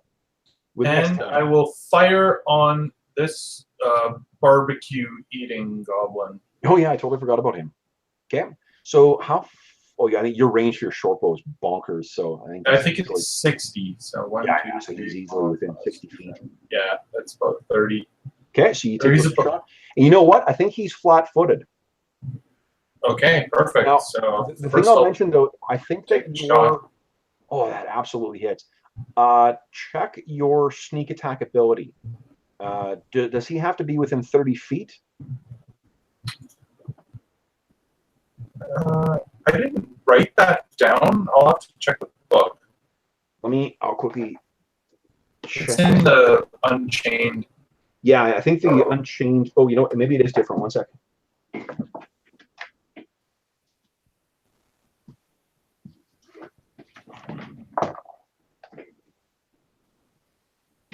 Sorry about that, guys.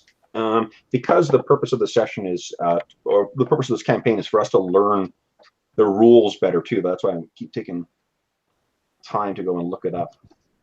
Just say that in the range attacks can count as sneak attacks only if the target is within 30 feet. The reason that, that's been the way it's been since like 3rd edition D&D. And because this is an outgrowth of 3rd, that's why I thought that it might be a thing here too. So I don't think you knew that when you were choosing him as a target. Did you want to choose this closer thing as a target instead? I mean, I guess I could. Sure. Well, it's up to you. I mean, like you're.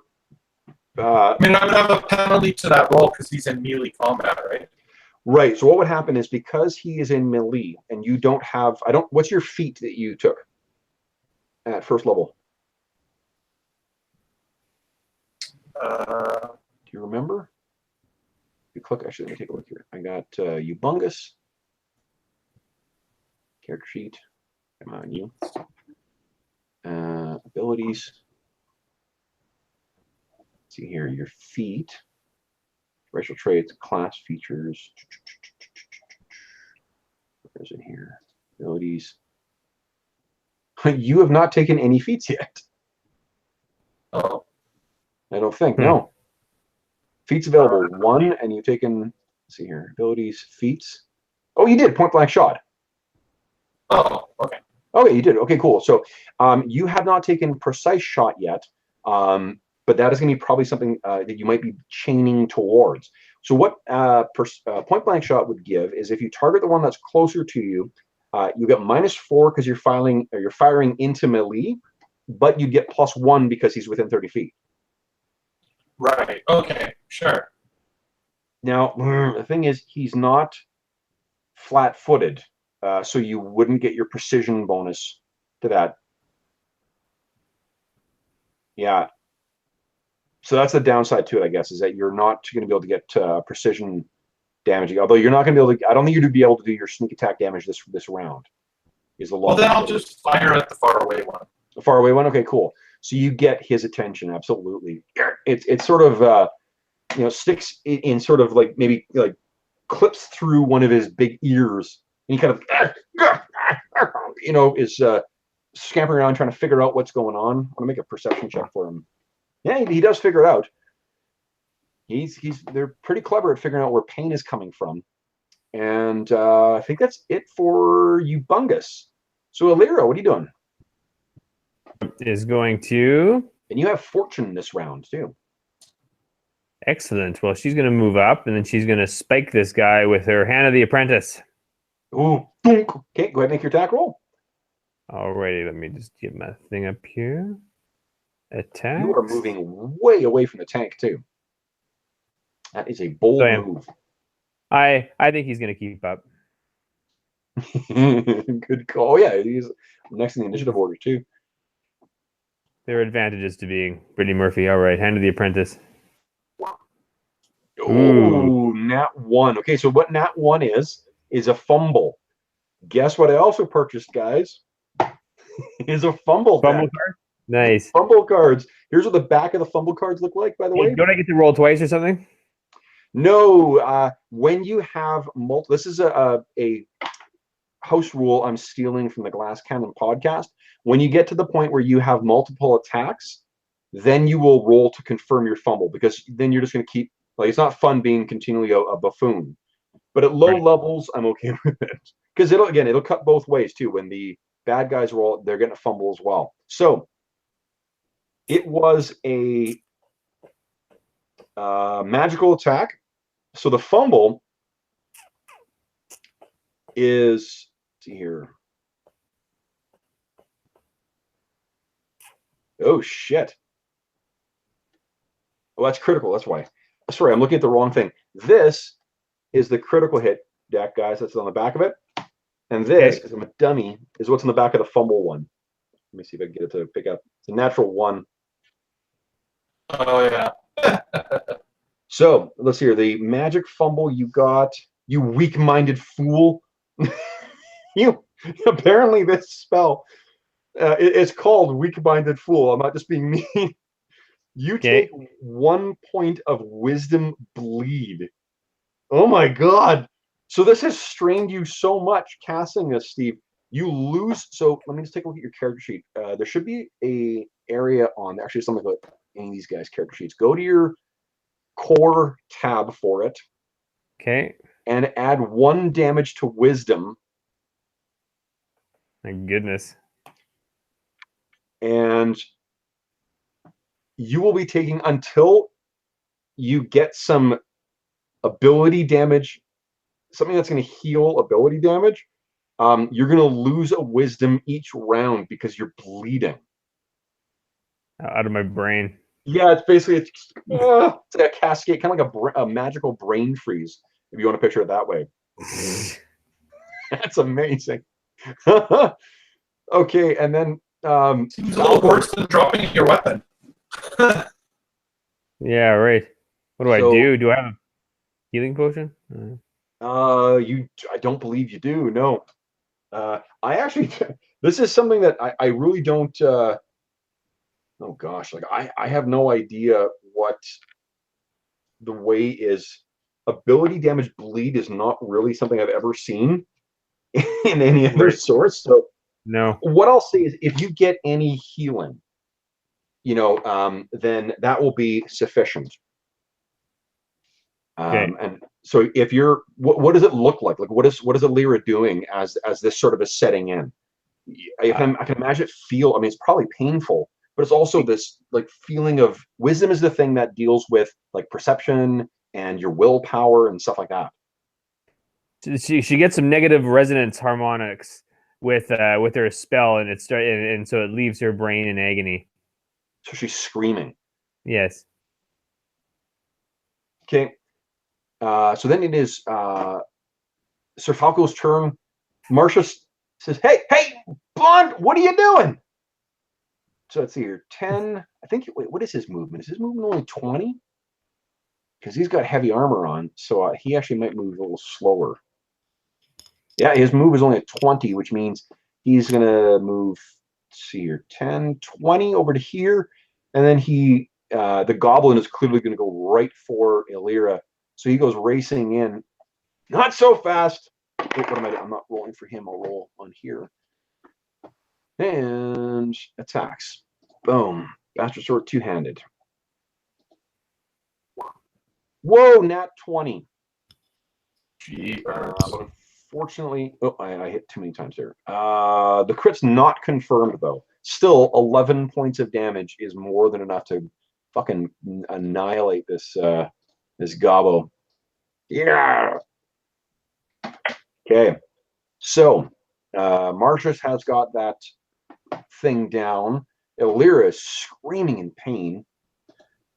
Costin's turn. So Costin is engaged with a goblin. He's going to take a 5-foot step. So what a 5-foot step is, guys, is if you don't take a move action, you can instead take a 5-foot step, which is basically a move for which you do not take a attack of opportunity. So he takes a 5-foot step back, and shit, like he needs to reload his thing, but I don't think he can take a move action again. I think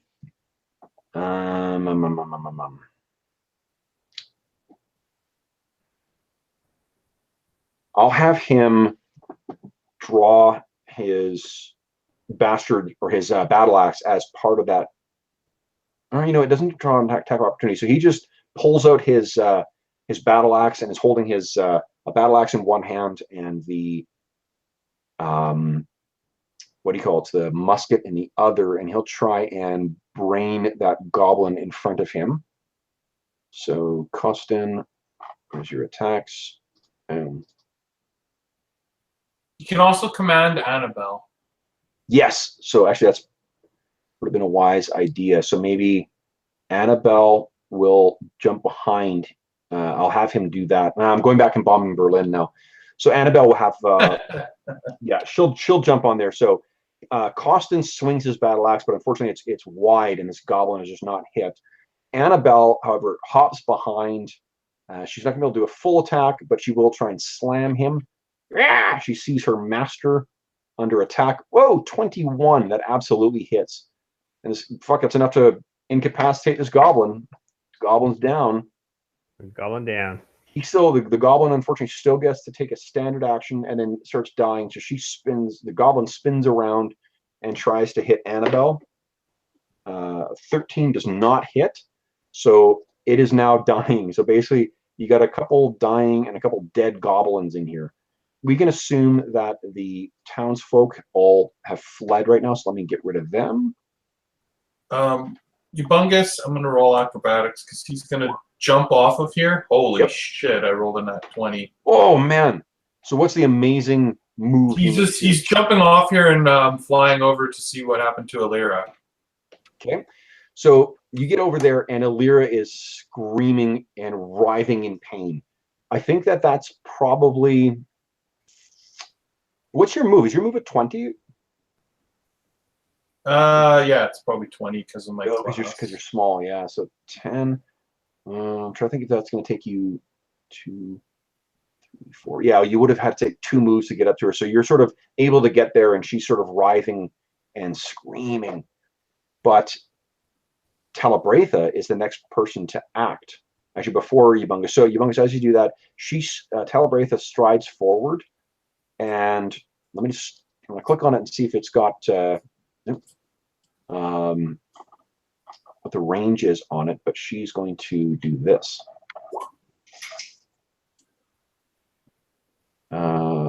Touch. Okay, so she needs to actually. She goes walking up to Alira. Alira, I think you are going to have to take 1 more point of wisdom damage. Okay. And then she gets up to you. Right? It'll heal back. Yeah. Damage. So there's 2 kinds of ability score losses. One of them is a drain, and one of them is damage. Damage heals just like anything else. So I think it's every hour you will recover 1, or maybe you need to take a sleep. I'll take a look between now and next session. But it does recover fairly quickly. Drain, on the other hand, is bad news. So it requires like powerful divine magic to restore drain. So you are actually your wisdom drain is stopped. You're no longer bleeding wisdom. Goodness. So Falco turns around, walks up to you, and says, "Hey, that was a little dangerous, a little exciting, wasn't it? I think that calls for a drink. Your treat, right?" And that's when you guys hear, and you hear the sound coming from the far side of the square. And you hear these tiny little drums being played. And you hear that same horrific voice, or the same language and the same sort of voice screaming out, "Chase that baby, catch the pap, bonk the head to shut it up. Bones be cracked, flesh be stewed, we be goblins, you be food." And into the square,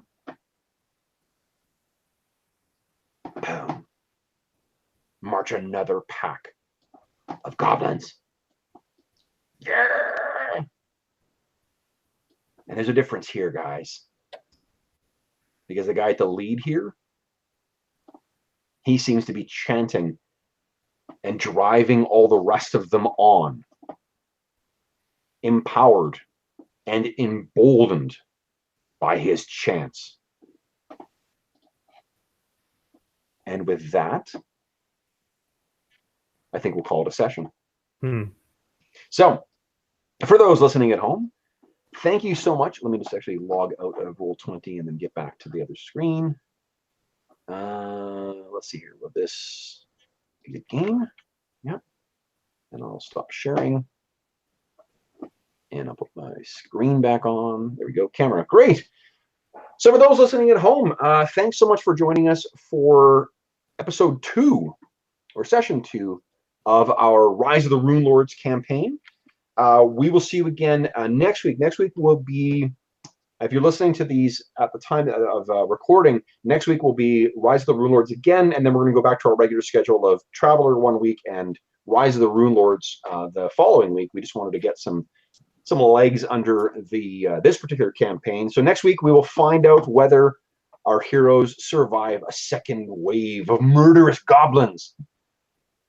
We'll see you then. As always, if you have any comments, questions, or concerns regarding the session, please don't hesitate to leave a comment in the comment section below, and we will endeavor to respond in a timely fashion. Otherwise, we'll see you next week for more poor goblin imitations by me. See you guys.